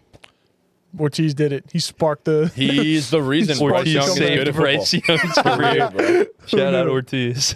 All right. Well, you mentioned that wonderful, wonderful podcast with us 4 fellas right here, just getting up here spewing knowledge every week. My week 6 takeaway is that the BallGame podcast knows ball. All right? Wow. Hear me out here. Wow. You mentioned... That was a curveball. I love this. You mentioned Bryce Young, perfect passer rating, trailing by the Cowboys. You believed in him this whole time. I did. You believed in him this whole time. Tet McMillan, breakout game. You called that, didn't you? The BallGame podcast tweeted about that, did. too. They definitely had a little bit of a typo on that tweet. Oh, did they? Yeah, it definitely wasn't, like, good English, but it was like something that. About the bearded man. It was, yeah. I think that's me. Yeah. Dean, you called the Colts and Danny Dimes resurgence. You knew the Colts were going to be good. I did. Both of you, big on Drake May and the Patriots in this offseason. Yeah. Dean, our guy, Baker Mayfield, front runner for the MVP right now. No. 1, 2, 3 are at the Darty. We're at the Darty. Jaxson Dart, man. We were all over it. Hope you all to the bearded man on the BallGame podcast. Oh, I forgot the word listen. Ted McMillan will break out this week. I forgot to say Hope listen. You all to the bearded man. Hey, I man. agree. Couldn't have said it better myself. I read that shit back like 3 times, too. I didn't even notice it. And we also called, the Chiefs are still the Chiefs. We never gave up on them. So when I was... Well, you know what? Me and you said they were still going to win the division last week, and they're still going to win. And they're going to win the division. So when I was looking through, like, all right, what am I taking away from this week? Well, Baker Mayfield's the MVP. Kind of said that last week. Jaxson Dart saving the Giants. Said that too. And then I started going through everything. I'm like, wait, we said all this stuff was going to happen. We said Drake May's elite. We said Bryce Young is awesome. So, and you guys out there watching, you know all this because you're watching right now. This is why you're subscribed. This is why you ring the bell. I love this motherfucker. This is love why- this take. I love this motherfucker. This is right why now. you're liking the video. This is why you're commenting W BallGame Pod right now. Oh wait. All right. This is amazing. So yeah, Tom, we great job. needed our flowers. Thank you. That was awesome. That was We needed kinda our cute, flowers. We Tom. needed- Thank you. That's Thank you. the best thing about podcasting, is that we say a million things. Because although you went on about the plethora of things we've gotten Oh yeah. correct, No, I was getting there. there's a laundry list of things we've gotten incorrect. I said the Panthers are making Laundry playoffs. I said the Panthers are making Laundry playoffs. We'll see. He said the Jets are making playoffs. We'll see. Probably not. We'll see. We'll see. Probably not. So They can you go know, 11-0 in the last 11 games. we don't always get it right. Okay, but sometimes we do. And when we do, it's really cool. It is cool. And we know what we're talking about. We have good reasons for saying the things we say. I think it's one of my greatest life accomplishments that I predicted Baker Mayfield's career resurgence with the Buccaneers, if we're being honest. That's one of the cooler things that I've said in my Yeah. life on the podcast. You're engaged. That's the coolest, right? Oh, I was thinking about Baker. I wasn't thinking about I wasn't thinking about nothing else. That was how I felt when I picked them to beat the Bucks and beat the Eagles in the playoffs. They beat the Eagles. I was like, dude. Oh, my bro, guy. Jaden Daniels last year, bro. That shit. Oh yeah. Yo, we were in the buff, and I was telling with Lav and Trunks and Marty, I was telling them, yo, like y'all gotta ride me, bro. Ride my FanDuel. Shout out to Shout out. FanDuel. Told them, you guys gotta ride. You guys gotta ride. They said, no, Chris, we're not riding. We don't like to burn money, was what they said to me. And then Jaden Daniels. Telling Yeah, you. Jaden did it. Jaden did it against the third stringers from the Detroit Lions defense. Yeah, Jaden did it. I mean, you predicted that he wouldn't do it against the third stringers for the Detroit Lions defense. Yeah, So you know what? It happens to the best of us. I feel All right. like Matt's been on like an anti-heater. He's been on a cold I've streak. Nah, literally he been gets right some about stuff, almost right? everything so far this season. All right. all right, almost everything is crazy, but you everything. definitely have your Crazy. fair share of correct takes, Yeah. like the rest of us. Clearly. Yeah. Exactly. Right about everything so far this season is crazy. I've been Right, right yeah. about everything so far this season. No, yeah, the Giants really did a good job beating the Chiefs. You said you guaranteed 2-1 start. No, the Hey, Giants I'm went saying off my against the preseason Chiefs. takes They went off. Have been pretty fucking Your accurate preseason so take far. was that the Giants were beating the Chiefs. Yeah. They went off. But I also said we were going to go 7-10. That's not looking too bad at the current moment. So And now you just said that they're going to win the division. hell yeah. So there we go. No, Now that's I've a good moved the- take. I moved Fire take. the goalpost. I moved the goalpost. That's a fire So, takeaway. That's a great takeaway. Back on Bryce Young. The last 3 number 1 overall picks have all had their head coach fired during their rookie seasons. Wow. Bryce with Frank Reich, Caleb with Matt last year, not Matt Sullivan, Matt Eberflus, and then Cam Ward this year with Brian Callahan. That's a crazy stat. Frank Reich was a disaster too there. 100%. Yeah. I guess there's a reason they got the number 1 pick. Yeah. Wow, that's So- another one of the really bad one and dones for coaches. Oh, That's another yeah, one to yeah, bring up. Brian Branch got suspended for losing his temper and punching Juju Smith. I As he expected him should. to Yeah, be as he suspended should. a That was game, yeah. ridiculous. I didn't He see fucking that. a game, I think. It was so Wow, that goes popped him. back to the last 4 quarterbacks taken first overall, because Oh, wow. 2022 was Trayvon Walker, but Yeah. then 2021 was Trevor with Urban Meyer. wow. So the last 4 quarterbacks taken number 1 overall have all had their coaches fired during their rookie season. Next up is whoever the Jets draft this year, and Yep. Aaron Glenn. That's actually going to happen too. Yeah. There you Probably go. is what's gonna happen. If Yeah. he doesn't make it through this, well, if he does make it through this season, then he will be fired next year most likely. So Yeah, the Branch thing was crazy. Like Juju was just talking shit, and then all of a sudden he just snuffed Juju in the face. Like, Yeah, it was weird, just I don't not know. necessary. fighting very fighting after you lose is just corny too. Like that's Suspension not. is kind of crazy though. I think Oh, I he would punch the guy in the face. I mean, Yeah, bro, there's just you no can't do game. It that. wasn't like over. a punch though. It was a face. For all Bruh. intents and purposes, he You got punched him in the helmets face. on. You know what I mean? Like, Let's relax. We got helmets. That shit on. also gets mad dangerous when you do that after the game and not during, Everyone's like walking after a around. game Right. when everyone's like that shit could. I mean, Pat Mahomes was at the fucking bottom of the pile because he was right there. he was. Andy Reid's probably frying Pat Mahomes today. Like, yo, like, Yeah. what the fuck are you doing? Like, get the fuck out of there. $500 But, like, million also, guy. he had no choice because they were in a big Yeah. ass circle. Corvette. That's mad dangerous doing that after the game when everyone's all together. Like, that's Yeah. how it escalates. why not retaliate while it's all happening? That's my like. On the I field, guess yeah. you don't want to get a penalty for your team, but like, I don't know. Like, Yeah, but don't. now you miss a game in a team Yeah, that kind of there's needs no- you in their no secondary. need. Yeah, they really need him too. Just talk shit back, bro. Just talk shit back. Don't get bitched around. He sounded like he wanted to cry after the game. I guess that's what happens when you're not really good at, like, smack talking. You I guess. resort to fighting. I feel like Brian Branch is a good smack talker. I don't though. think he talks talks a shit. lot. I think he just, Really? I think he's a quiet one that's just like really, really good at football. So Fair enough. So All right. Speaking of some guys that are really, really good at football, through week 6 of the NFL season, the MVP race is shaping up exactly how we all expected it to. So I'm going to give you guys my top 3 MVP candidates. And I'll start with 3 for a dramatic effect. So at number 3, I have Jonathan Taylor. I audibled out of this one. Had Josh Allen here, but I was convinced. Jonathan Taylor, he's not going to win it, I don't think, because he's not a quarterback, and you have to do some really, really, really special things to win it as a running back. But Jonathan Taylor's on a pretty damn good pace. He's on pace for over 2,000 total yards, a boatload of touchdowns. He's basically maybe not the sole reason, but as close as you can get to why the Colts are 5-1, tied for the best record in the NFL right now. So in terms of, and the narrative, like you take Jonathan Taylor off the Colts, it's a night and day difference. So it's going to be the case with all these guys. But he's got the narrative too of anyone that's not a quarterback, it would be JT. At number 2, I have the GOAT, Patrick Mahomes. He's 4th in QBR right now with just 2 interceptions. So he's got some stats there. He's making the best out of his weapons room, which is depleted. He's got Hollywood Brown, Tyquan Thornton, and Juju Smith-Schuster at receiver with a washed-up Travis Kelce. He had a great game last night, I will say, but he still made a couple of mistakes. He's not as much of a sure thing as he used to be. He's leading his team in rushing yards. So there again, in terms of value, he's providing that. Obviously he's the quarterback, so he's throwing the football. He's also their best rusher of the football.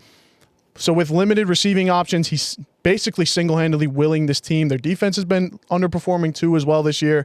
He's got the revenge tour narrative of they got smacked around and embarrassed in the Super Bowl last year. So he had to come out and be different this year and be the Patrick Mahomes of old and will this team to wins. So, and right now they sit at 3-3, which is probably the biggest mark on his record. But I mean, they were touting for Joe Burrow to win the MVP last year, and he didn't make the playoffs. So it can be done even if he doesn't have 14, 15 wins, whatever they get to. It's Patrick Mahomes. let us know, Tom. And at number 1, again, as we all expected, it's this guy right here. It's Baker Mayfield, man. I mean, 12 touchdowns with 1 interception. Mike Evans been out. Chris Godwin was out to start the year, and he was out in this game too. Bucky Irving has been out. Egbuka left early in the game yesterday. Their starting right guard has been out. Their starting right tackle has been out. Tristan Wirfs missed the first 3 games. And Baker Mayfield has led this team. He has dragged this Tampa Bay Buccaneers team to a 5-1 record, which is number 1 in the NFC. And if you want a narrative, that's all he's got. He's got it all. He's the former number 1 overall pick, almost cut. He got cut by the Panthers, almost out of the league. He's on his 3rd offensive coordinator in 3 years with the Tampa Bay Buccaneers. His whole team is hurt, and 4 of the wins have been comebacks. Who doesn't love an underdog? Who doesn't love a comeback king? It's Baker Mayfield. I mean, we were talking about Baker Mayfield, Kyle Trask, QB competition in training camp in 2022. There are podcasts of us talking about Baker Mayfield. Chris was a Kyle Trask guy, if I remember. No? No, I thought it was over for Baker. Yeah. I definitely wasn't a Kyle Trask guy. Don't push that. Don't put that out my there. bad. Misremembered. Baker. Kyle Trask guy is crazy. You Who's a Kyle Trask guy? Who? The Shields. He would be. Yeah.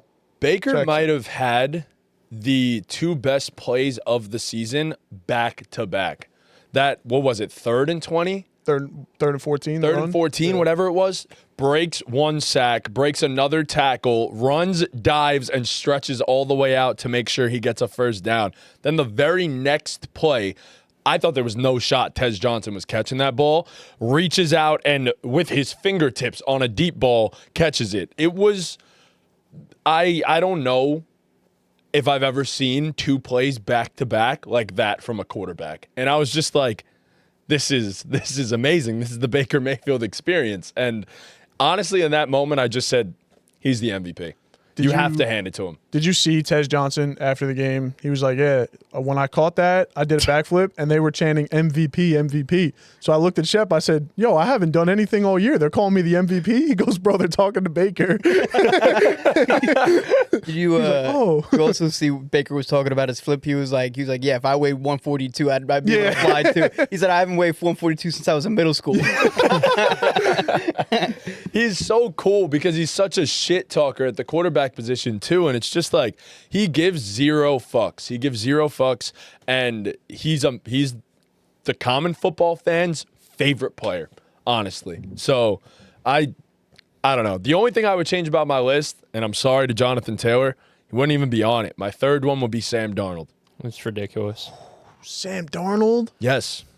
My third one would be Sam Darnold. I don't know. If your third Sam Darnold, wait, who's your first two? My first two is exactly what his first two are. Baker Mayfield and Patrick Mahomes. I'd have Drake May on there before I have Darnold on there. Drake's up there too. I'd have Josh Allen on there before Darnold too.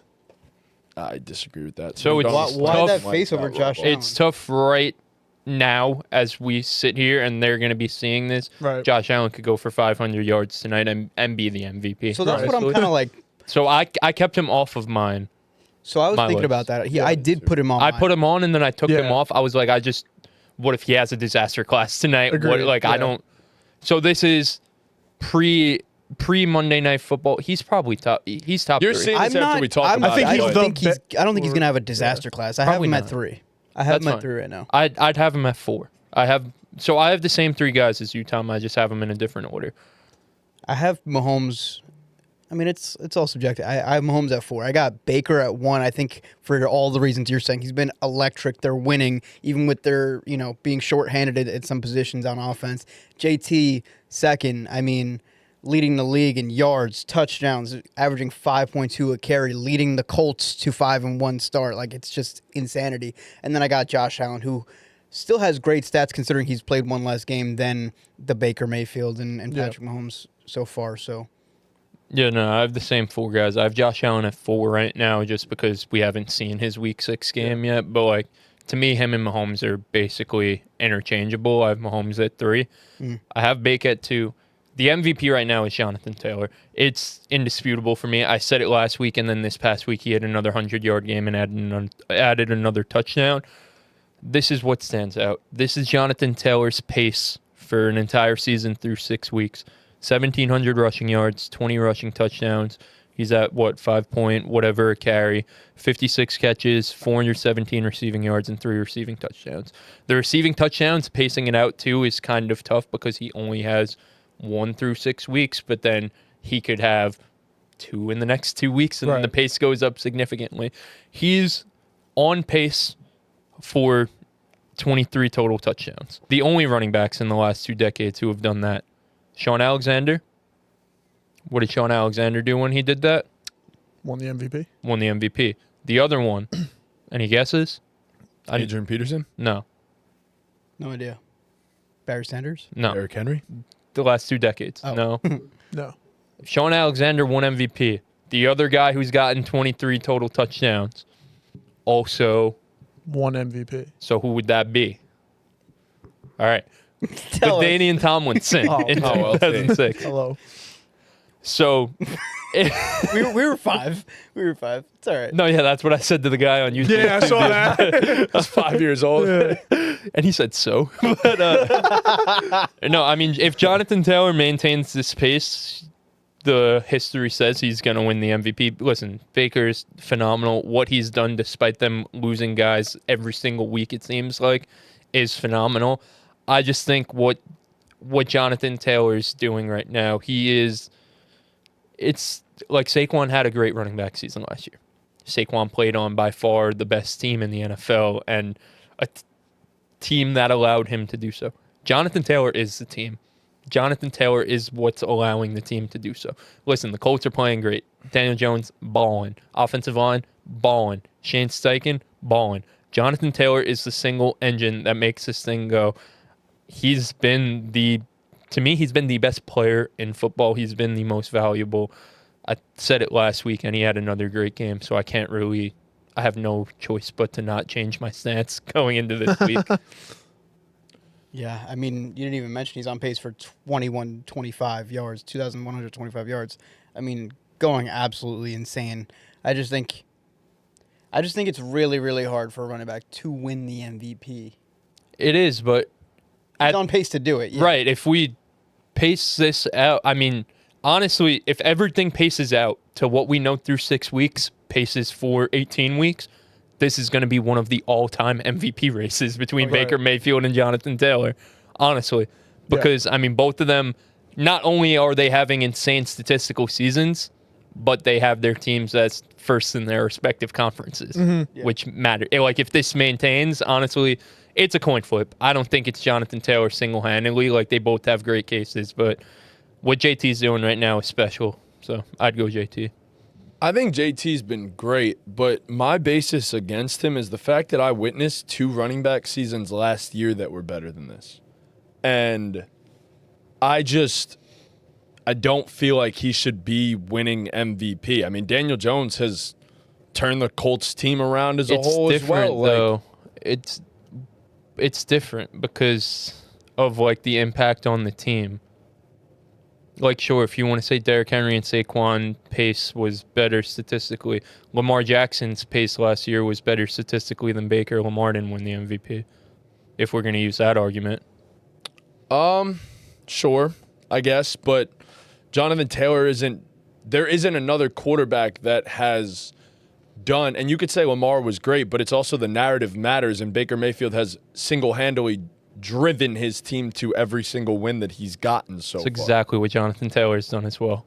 That's not true, because there's been 3 games this season that he hasn't even gone to 100 yards. He's actually had less than 80 in 3 games this season, and I understand you could say he's the focus of the game plan and stuff like that, but, like, I'm just not giving the MVP to a guy that's played the running back position and is, like, he's having a very, very, very phenomenal running back season. He's not having one of the best running back seasons I've ever seen in my life. I just don't think definitely on pace to do so. I witnessed he's been 2 guys. consistent. Like, you're not seeing, like, 200-yard games and 4 touchdown games, but, like, he's going out there and consistently putting up 80 to 100 yards every week.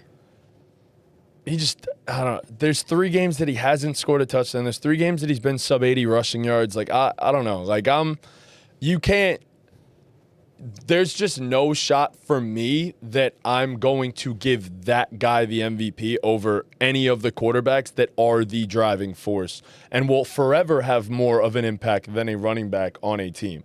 You could, like, Drake May, Sam Darnold, you could change whichever one. Josh Allen, same thing. I don't even have JT in my top 5.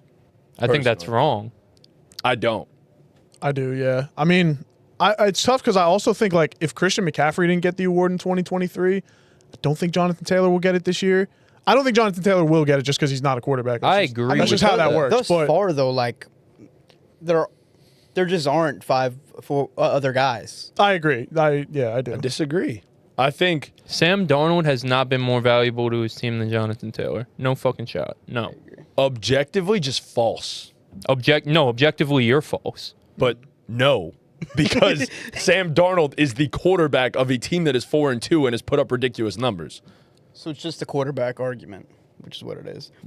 So no running back should have ever won MVP. Sam Darnold's numbers aren't, like, again, his pace, it's like not much, if at all, better than what he was last year.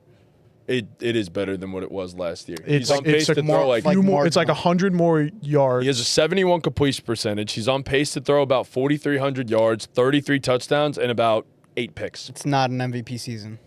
That's close to an MVP season. It's not, though. So, but I take it over Jonathan Taylor is what I'm saying. In 2005, Sean Alexander, as we all know, 1,800 rushing yards, 28 total touchdowns, which is ridiculous. Yeah. Exactly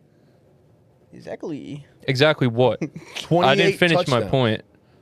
28's never going to happen again for sure. But JT, like I mentioned, only 2 running backs in the last 20 years have had 23 plus, and they both won MVP. JT's on pace to have 23 and about the same amount of yards. In that year, Peyton Manning and Tom Brady were second and third in MVP race.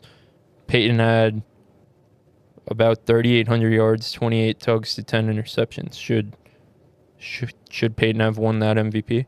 No. Why? 38, 28, and 10. That's why.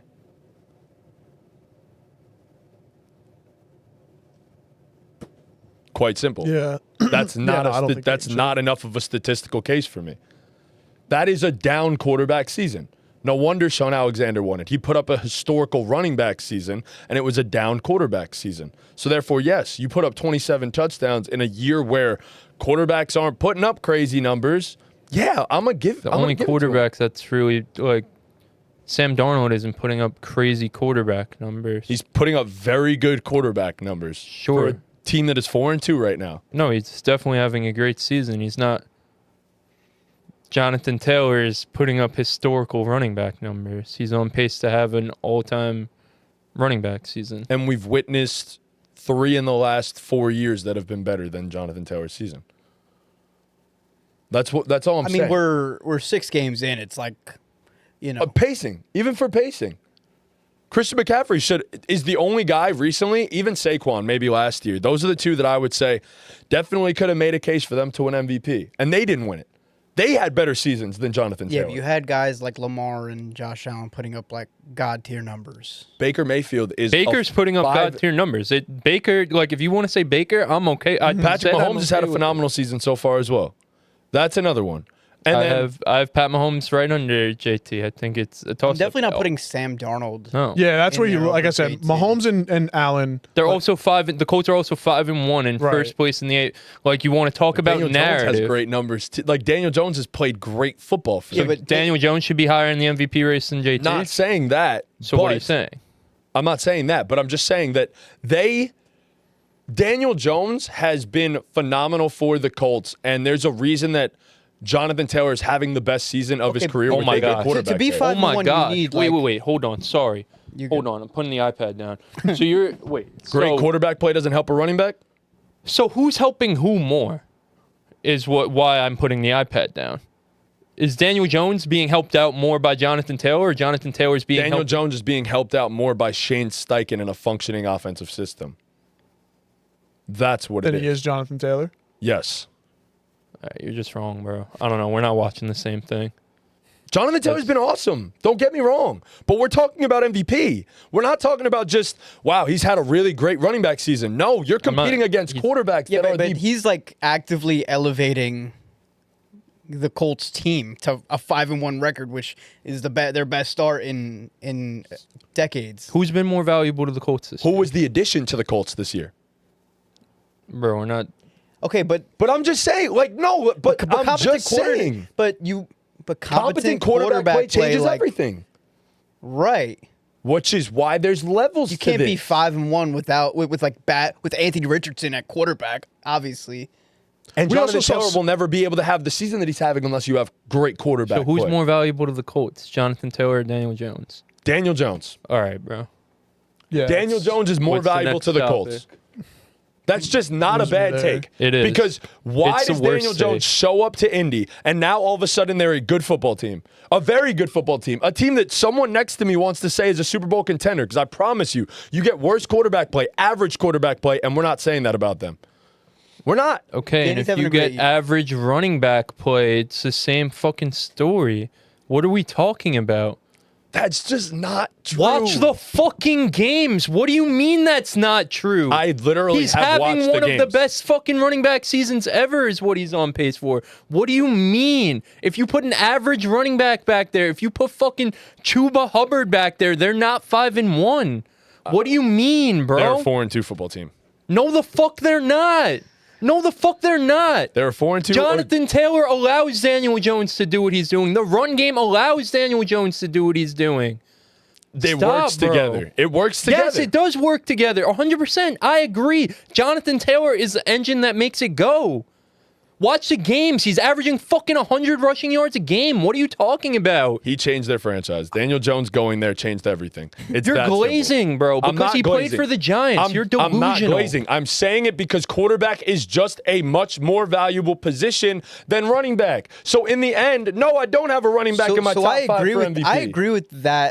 Obviously, in a vacuum, Yeah. quarterback's more valuable. Like, no one's than arguing running back. that, but I think Jonathan Taylor is having an exceptionally elevating year for his team. So, like, we saw Saquon Barkley go to the Eagles last year and basically turn them into a Super Bowl contender. Like, we can see it's not the same thing, but it's I a think similar Saquon effect. definitely Like, had a Eagles- case, but I mean, Lamar and Josh again had god-tier numbers. Like, No, I'm not saying that. I'm just saying, like, Same way Jonathan Baker Taylor. has. But at, God the tier same, but at the numbers same right now. time, Jonathan Taylor is not having a Saquon Barkley or Derrick Henry year from last year. He's not. He's not. They ran for 2,000. I mean, And if, he's on pace yards for is the 1,700. but he's on If pace yards for is the only thing that- 2,175. He's on pace. He's for. not on pace for total yards, 2,175 yes, rushing total yards. yards, Yes. yes. Total if, yards. If Okay. rushing yards is the only stat that matters for a running back, then no, he's not on pace to have a better season than Saquon Barkley. But again, like I mentioned, he's on pace for 23 total touchdowns, which again, like I mentioned, the last two guys to do that both won the MVP, and the last two guys to do that were fucking 20 years ago. It's rare what John. This isn't in. If Saquon Barkley was so fucking good, like you fucking say, he would have had 23 touchdowns last year. If Christian McCaffrey was so fucking good, like you say he was, he would have had 23 touchdowns last year. had it. And I'm not taking away from those guys, but what I am saying is that what Jonathan Taylor is doing is in rarefied air. This isn't some shit you see every year. It's not. It's not. It's a great season. It's one of the best seasons we've seen. But I just said there's three guys that have had better seasons than Jonathan Taylor in the last 4 years at the running back position. But I don't think every year's like cut the same way. Like, Yeah. you know, Baker's having his year. I and also I'm putting don't him agree over. either. Like if JT, again, it's all a pacing thing, but if he stays on this pace and does those things, 2,100 total yards and 23 total touchdowns, we can easily have the conversation that he had the better season than Saquon last year. Easily. If the only thing that matters is rushing yards, then you got it. You win. You're a winner. But then if the only thing that matters is rushing yards, then your Christian McCaffrey shit goes out the window. No, he legitimately did something that two people all time have done. But I think what Chris is saying is like, We're seeing Jonathan Taylor about to do something that hasn't been done in 20 fucking years. and it's translating. To wins. I think that matters a lot. I think you could put up a lot of empty Yeah. stats as a running back, and there's been a lot of running back seasons where it's like, wow, like that's a great running back season. But Jonathan Taylor is contributing to the wins directly in a way that other running backs maybe don't. He's been the best running back in the NFL this season by far. If Jonathan Taylor finishes Doesn't with matter. 23 total touchdowns, 23 plus, maybe he has a few games where he goes for a bunch too, and that pacing goes up. 23 total touchdowns, and the Colts finish as the 1 seed in the AFC. On the pace that everyone's on right now, again, we're only 6 weeks in, it's all pacing. If he does that, the only guy that you can say is MVP over him is Baker Mayfield. That's it. That's it. If everything continues as what it is right now for 18 weeks, Baker Mayfield's the only guy. And I'm okay with that. Like, Yeah. It's, you know what I mean? I have no problem with Yeah. anyone saying Baker's their MVP right now. That's it. That's the only guy. That's it. It's that simple. He's the only guy I have over JT. I agree. I agree. I have Pat, but like if they finish 9-8 or whatever, he's not gonna get the MVP. So. No, Colts are the 1 seed in the Right, AFC. exactly. Like, come Yeah, on, bro. 100%. 23 total touchdowns. Yeah. Talk about 2,000 rushing yards, something we haven't seen in so long. Some shit we haven't seen in 20 fucking years, bro. Making it like it's normal to have 23 total touchdowns. Come on, bro. No, but it's happened twice in the last 20 years. 2000. In the last 20 years. You know how many running backs there's been? No, That happens once every 10 years. Like, come on, man. But listen to me. But hold up, I'm not Once done. When was every the last time decade. someone went for 2,000? It was once in the last 20 years. It was Adrian Peterson. That was it. No, I agree. I think Saquon had a great case. But again, like Dean keeps saying, Lamar and Josh were at God tier levels last Yeah. year. The same way, the only quarterback in the NFL this year who's been at a God tier level and has the wins to back it up, because that matters in the MVP race. Wins are the most important thing. That was a big part of why Saquon had a case last year, is the wins and the team success, is Baker Mayfield. That's the only guy. That's the only guy. We're not saying fucking Sam Darnold. No. Yeah. Daniel Jones should be higher in the MVP ladder than Jonathan Taylor. No. Absolutely fucking not. No. Moving on. Agreed. Speaking of running backs, I ranked the top 5 running backs in the NFL so far this season, and I want the boys to react to it. So at number 1, I have the aforementioned Jonathan Taylor. Yeah. It's understood. Doesn't need to be Yeah, said. no. Yeah. Give me my money. At number 2, I have Christian McCaffrey. What he's done as a receiving threat has been otherworldly. I think he's been the second best running back in football. At number 3, this might be a little bit of a hot take because he doesn't have the touchdowns that really support him. Eye test thing. It's been Bijan Robinson. I think, and he hasn't played yet, so, we don't know what he did on Monday night. You guys know what he did on Monday night. Maybe he has 10 total yards and I'm an idiot. 170 and 2 tuds, bro. That'd be ideal for my case. But Bijan, I just think he's been electric, similar to McCaffrey on the ground in the receiving game. And in an offense that was supposed to be reliant on the passing game and Michael Penix Jr., and it hasn't worked out that way, Bijan's been absolutely carrying that offense to what they've been able to do. At number 4, I have James Cook. I'd love to have him a little bit higher, but slow week for him last week kind of bumped him down. And then at number 5, it's only been 2 games, Oh no. but those 2 games have been special. Oh no. The 5th best running back in football so far this season has been Rico Dowdle. Oh man. I don't care. You Oh, have two. man. You have 2 straight 200-yard games. That's all I need to see. No. I don't fucking care. I don't care. No, I get it, but I love. I know- I think it's great. He has had 2 straight 200-yard games. I mean, Has- guys just don't just do that. We did the list. It went back to Isaiah Crowell. Like Yeah, I Oh, man. just don't. I don't know. I don't think so. I think I think like Josh Jacobs. that's who I was gonna say. Yeah. I think Josh Jacobs has been great this season, and I know it doesn't get backed up with his rushing numbers, but Javonte could be up So- there as well. He says Javonte. But So this is a pretty cool stat. So total rushing EPA. As you guys know, or if you don't know, I'm going to inform you guys a little bit. Quarterbacks tend to have a high yards per carry Yeah. because when they scramble, it's typically for a lot. There's no one in the box trying to stop them right away. So, like Baker, number 1 in rushing EPA at 18.6. Some would say he's the MVP. Jalen Hurts at number 2 with 16. Rico Dowdle has a rushing EPA of 10.6 points. He's added 10.6 points to the It's insane. it's insane. Next closest running back. Do you guys have any guesses? for power ranking based on 25 production only. Thanks, chat. Wow. So Chad has Rico at 3. So the same Yo. 5 guys I had though. That's good. So at least if ChatGPT knows its stuff, that means I know No, a yeah, little bit of historically, Agree. according to our TikTok and our YouTube, ChatGPT knows ChatGPT's really all. Right, exactly. Which running back has the second highest total rushing EPA? So this isn't like per play. This is total on the season. The expected. Second highest running back? James Cook. No, It should be JT. nope, Cam Scattaboo. no. JT is the 4th running back at 5.5. JT, who's playing at an MVP level. Yeah. Rico Dowdle is at a 10. JT's at a 5.5. Wow. You guys know the answer. Just think first. Why would I want you guys to guess the second in this stat? Bill Krosky Merritt. Bill Krosky Merritt at a plus 7.2. Number 3, I'll give you guys a hint. Teammate of Bill Krosky Merritt. Really? Chris Run- Rodriguez? No.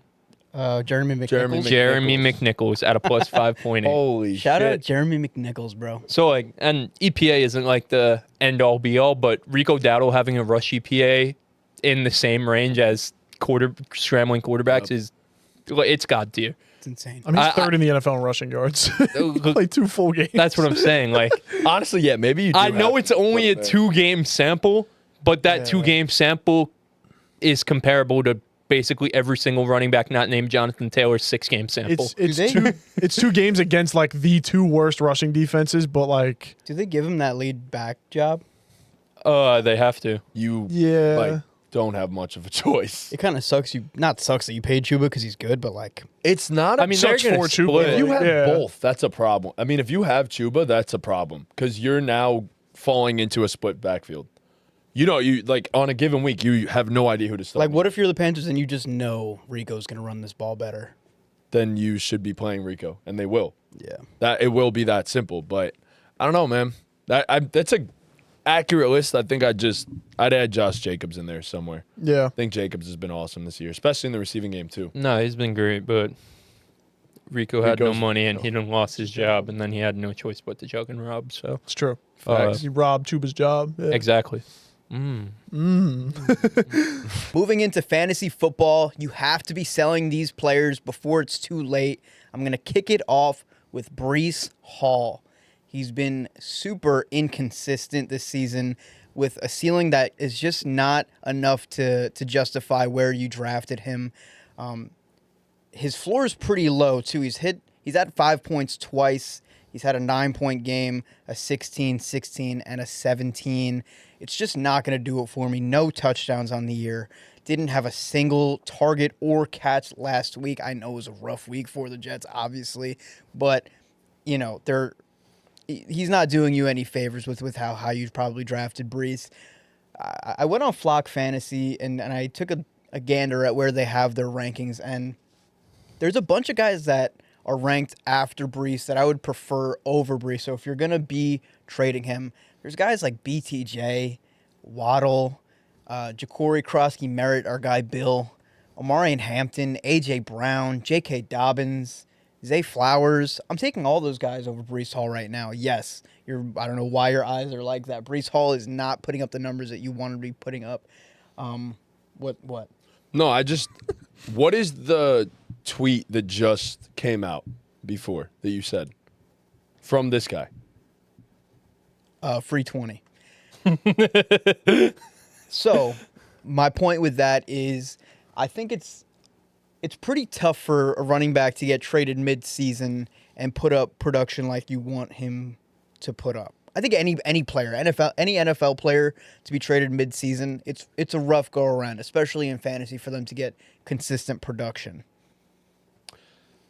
I feel the opposite way because of the fact that if he gets traded away from the Jets, it's likely going to be to a good football team that's not the New York Jets.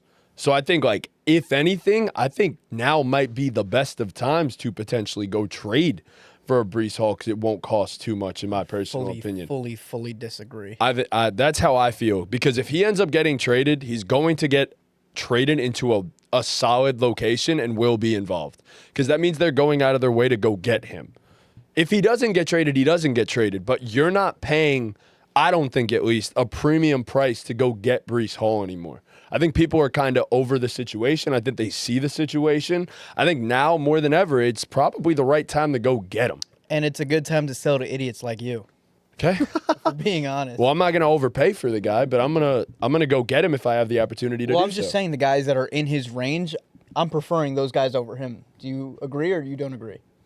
Say a few of those names one more time. I'm sorry. BTJ, Yes. Waddle, Bill, Hampton, A.J. Brown, Dobbins. And we'll throw Zay in there because I like Zay. I mean, Hampton's missing what? At least the next 3 weeks? Yeah. Like, I'll take Hampton's playoff play over Bryce Hall for sure. I think Hampton's just better than Bryce Hall right now. I don't know how Dobbins and Zay, I don't know about that one. That one's Dobbins is cool. He's not someone I'm taking over Bryce Hall right now. Zay, I think that's crazy. I think that's insane. I don't think that's insane at all.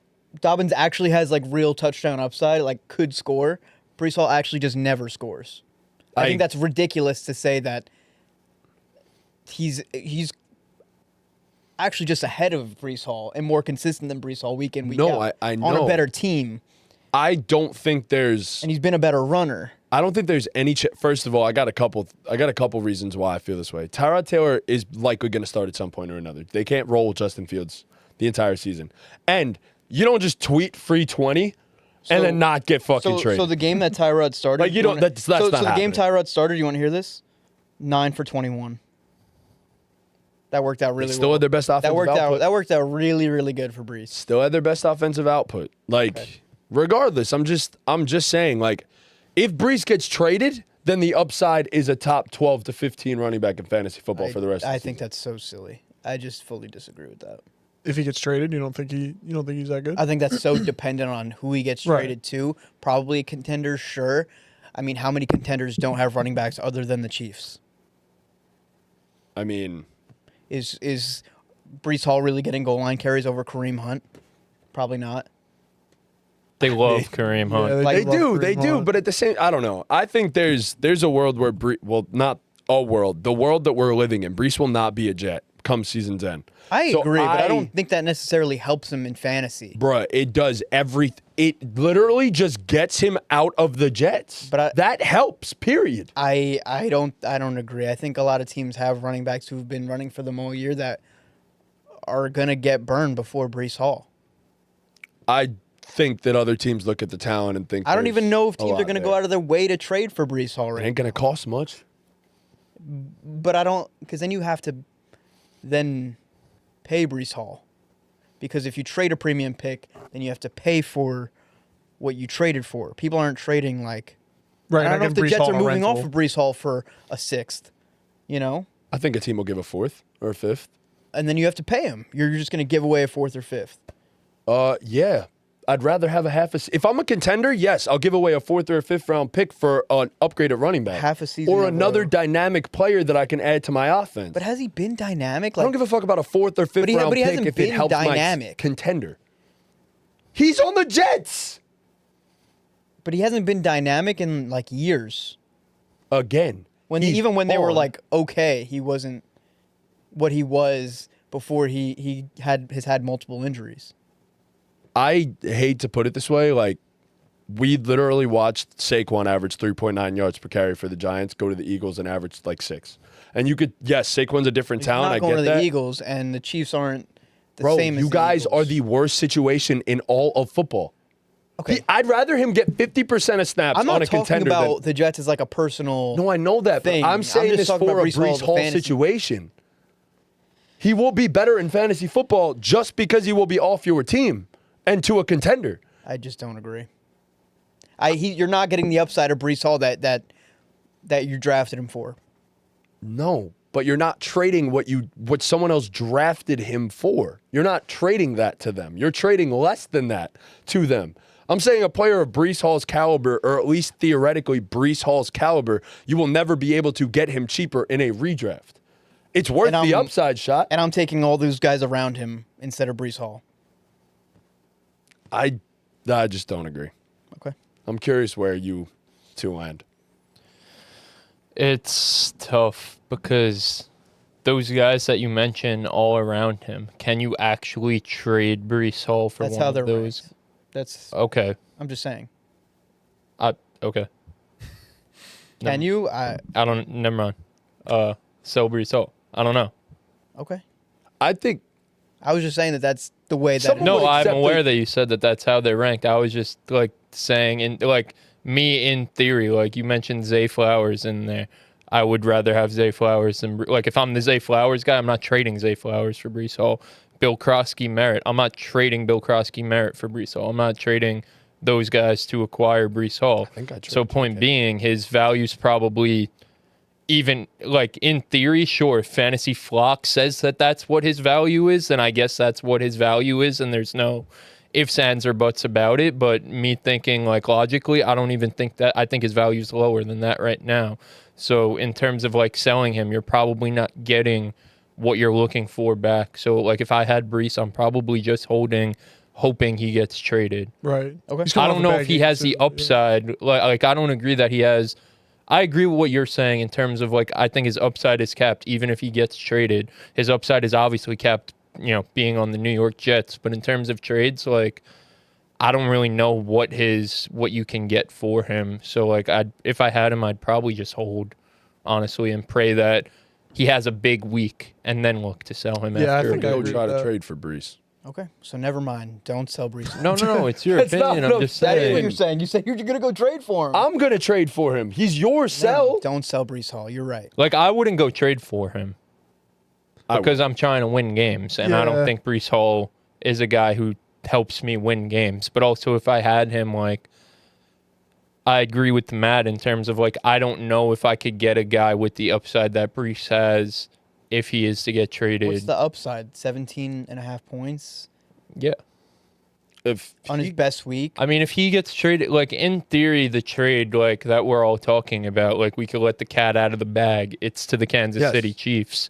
if he goes to the Chiefs, like, we're looking at Brees entirely differently. For sure. Bro, he's a top 12 running back. You look at him like a league winner. I don't know if I'd go to, like, don't agree. probably around, like I'd say 15-ish. High-end RB2. Yeah, High-end that's around RB2, that. yeah. With He said- elite upside, though. He said Sorry, go ahead. 2 top 12 finishes, and they were 10 and 12. And I know, but You're playing in the missing the Jets point, offense is Ian. much different than playing in the Chiefs offense. I agree it's an adjustment getting traded, but like it is the upside, like the offensive upside, like I of get just it. the unit. As a Brees owner, I'm not going to predict he gets traded to the Chiefs. I'll trade him to a guy that is going to predict he's going to the Chiefs. That's great. I'll give him to you. Do you I'll have be him in happy any about leagues? it. No, I don't. Damn. That's So, unfortunate.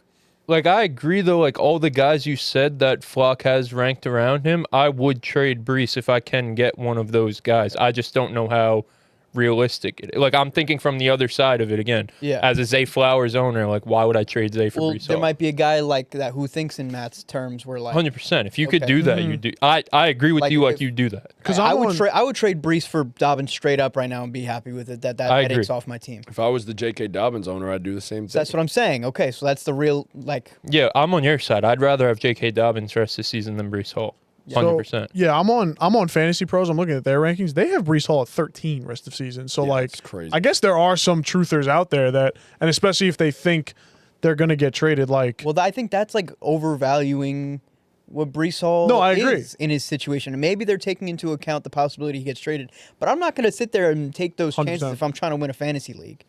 Like I'm thinking, like I agree with everything you're saying. Maybe we just play in too sweaty of leagues. Like I'm just thinking of a guy off the top of my head. I know he's hurt right now and may miss time, but let's just imagine a world where he's not hurt. I don't know if you'd be able to trade Brees Hall for Quentin Johnston.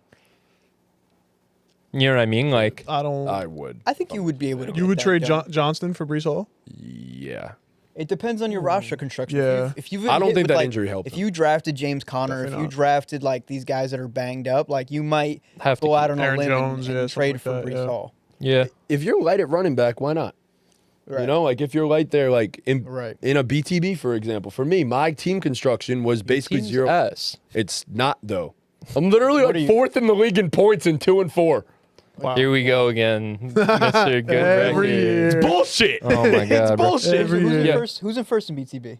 I don't know. don't know. Matty J's gonna me. freaking.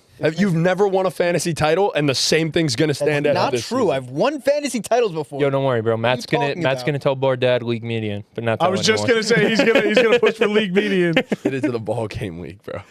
Where I'm No, ass. that's fire. I like league median. I No, think it's a love cool it, rule. yeah. All right, that's enough Go for ahead. Brees. I pivoted here. So my sell was going to be Lad McConkey, but as I just mentioned, Quentin Johnston is hurt. He's expected to miss next week. He may miss extended time after that. So I actually kind of, after Lad had a breakout game, I kind of actually like him for these next few weeks. He might have a few bigger weeks as Quentin Johnston gets back, and you might even be able to sell him even higher. So I'm going to pivot. You guys aren't going to like it. My sell at running back, it's going to be Cam Scatterbo. He's been great. He's the RB8 on the year, coming off a 31-point game with 3 touchdowns. It's just that giant schedule, man. I just don't... let's be real. He's not going to be 3 touchdowns, 31 points every week. He's going to get a shit ton of volume, but we see a guy like Brees Hall who gets a shit ton of volume, and it doesn't translate. I don't... And we're probably going to argue about this for another 20 minutes. I don't expect the Giants offense to continue to do what they did against the Philadelphia Eagles on Thursday night. I expect them to come back to life and be a bottom tier offense in the NFL, and that caps Cam Scatterbo's touchdown upside. I also think as Tyrone Tracy gets healthy, listen, Cam Scatterbo is the better back, 100%. Tyrone Tracy is a capable NFL player who they, especially given how weak they are in the receiver room, Tyrone Tracy's going to be involved in this offense as he gets healthier. I just don't... It's not even that I don't love Cam Scatterbo rest of the season. I actually think he's going to be pretty damn good.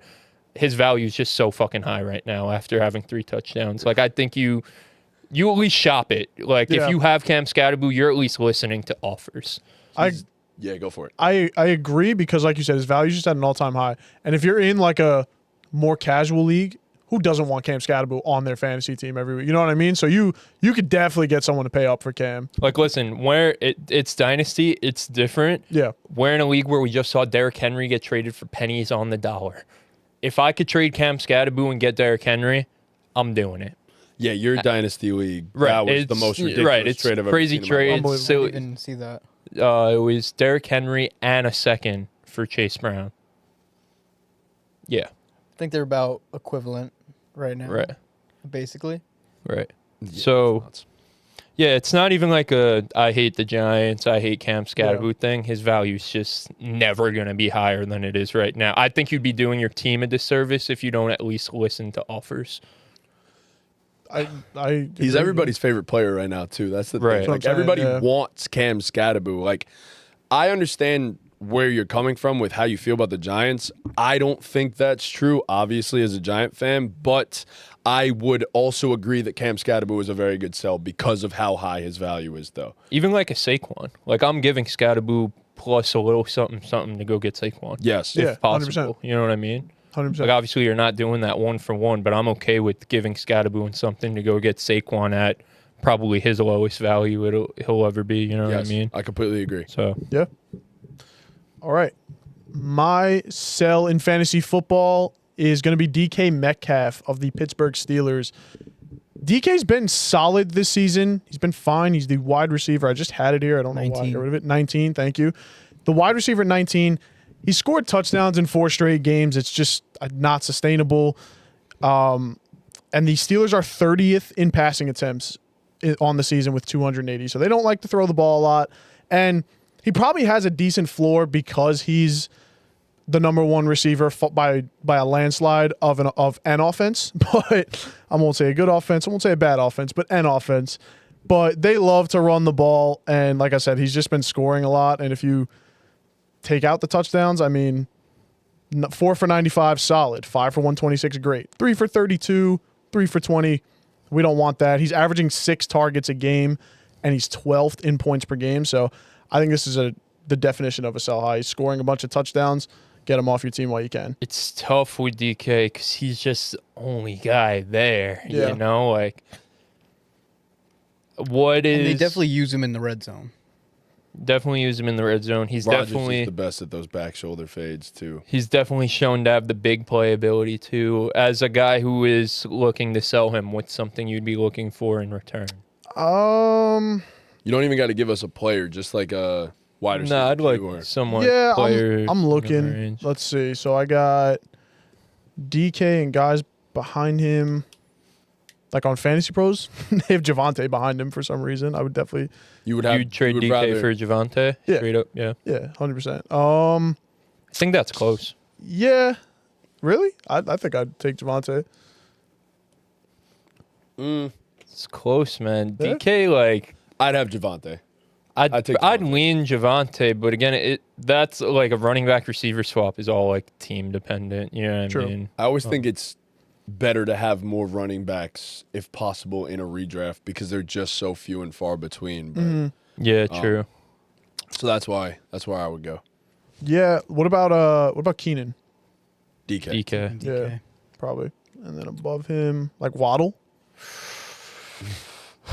Man, Probably- Waddle's looked probably really good lead the last Waddle. couple weeks. Waddle Waddle's Hill. looked really good the last couple weeks. He has. That's close. He has. Oh man, I don't know. I probably like if I I'd was lean doing rest of DK. season rankings, I'd probably have them back to back. Oh, that's super duper close. Would you hit up the Mike Evans owner with him coming back soon? Yes. Yeah, right. Yes. I would like I would do DK for that. Mike straight up. Yes. If that guy's losing games, like you could probably get that done too. I'd You should probably be do able it. to get. I mean, in theory, Mike Evans hasn't played. You should be able to get Mike and something on top. Yeah. If that was Yeah. the deal, then yeah. But I'm not doing DK for Mike. You should, in theory. I mean, DK If you should be can, yeah. valued higher right now, so Yeah. you should be able to get Mike and something. I right? have DK in a couple weeks. I'm gonna try that now. That's a good idea. Yeah. I like that. Yeah. yeah, I think Yeah. I would do that. So, it's tough. Mike is Mike is old. That's the problem. And it's tough. So Like, I'm not even like blaming you or anything. It was tough to find sells because all these injuries and shit like that. It's like if you have good players, you probably want to just fucking keep them. Yes. No, I You know agree. what Like I I said, mean? it's double-digit fantasy points every week. Like, how could you be mad at that? But just shoot for something higher. Aim for something higher. That's the process. Yeah, I mean, this is probably the toughest one for me. I had to think about this one for a little while. I'm kind of cheating with this, but I'm taking Chuba Hubbard and Rico Dowdle together. If you have both, I think you need to sell them immediately. Someone's probably going to pay up for them because, it's an offense where Rico just had 2 back-to-back ridiculous games. Maybe someone's going to actually believe that one of those guys is going to take over, be the lead back. I'm kind of scared of quite the opposite. I think Rico just worked himself into being at least in a 50-50 split. I don't think either one of these guys are going to be leading the backfield in any way. So if you have either one, I think it is actually the perfect time to trade them. If you have both, even better for you because someone will be willing to pay for that. So I am out on both. I don't want anything to do with a split backfield, so I would trade Chuba and Rico Dowdle immediately. I completely agree. 100%. honestly. Yeah. I just don't know. Like I wouldn't. Obviously, I wouldn't trade for either of them because we agree that they're sells. But I wouldn't trade for. I don't know people that would trade for Rico and Chuba. You know what I mean? Like, I could. are people really gonna want both guys? Would you trade Breece Hall for Rico and Chuba? Shit. I'd rather have on my roster Rico and Chuba, I'm not going to lie, than Brees. I think I agree. And I'm starting Rico until like Chuba comes back and shows takes he over takes the job. Right, like, Yeah, do you but- look at it as I picked up Rico off waivers a couple weeks ago and like he did his thing for me, so you just kind of Waiver get what you pickups I can, like like- to keep because you did something cool. You know what I mean? I saw you accomplished. you earned your waivers. roster spot. Yeah. Right, right. I saw that a lot of people on Twitter were saying there's literally a blueprint for the Panthers, and it was just Jonathan Stewart and D'Angelo Williams both rushing for 1,000 yards like 20 years ago. They're not wrong. I mean, yeah, sure, I guess, but I just don't. I don't see any of that happening. Genuinely, not 1,000 yards apiece, but I genuinely think they can both be fantasy relevant. I do. I think I agree. I think Chuba should come back and be the goal line back, and I think Rico has at minimum locked himself into the receiving back. How everything else gets split up, I'm not too sure, but they should have standalone value based off that, if that makes sense, each of them. Is the offense good enough to support both of them on a weekly basis? Yes. Not that the offense is great, but Dave Canales wants to give his running backs the football. Yeah. The offense runs through the running backs. So would you say like 15 touches apiece? It's a lot. Okay, that is. I'd say like A piece? 10 to 12. 12-ish a piece, yeah.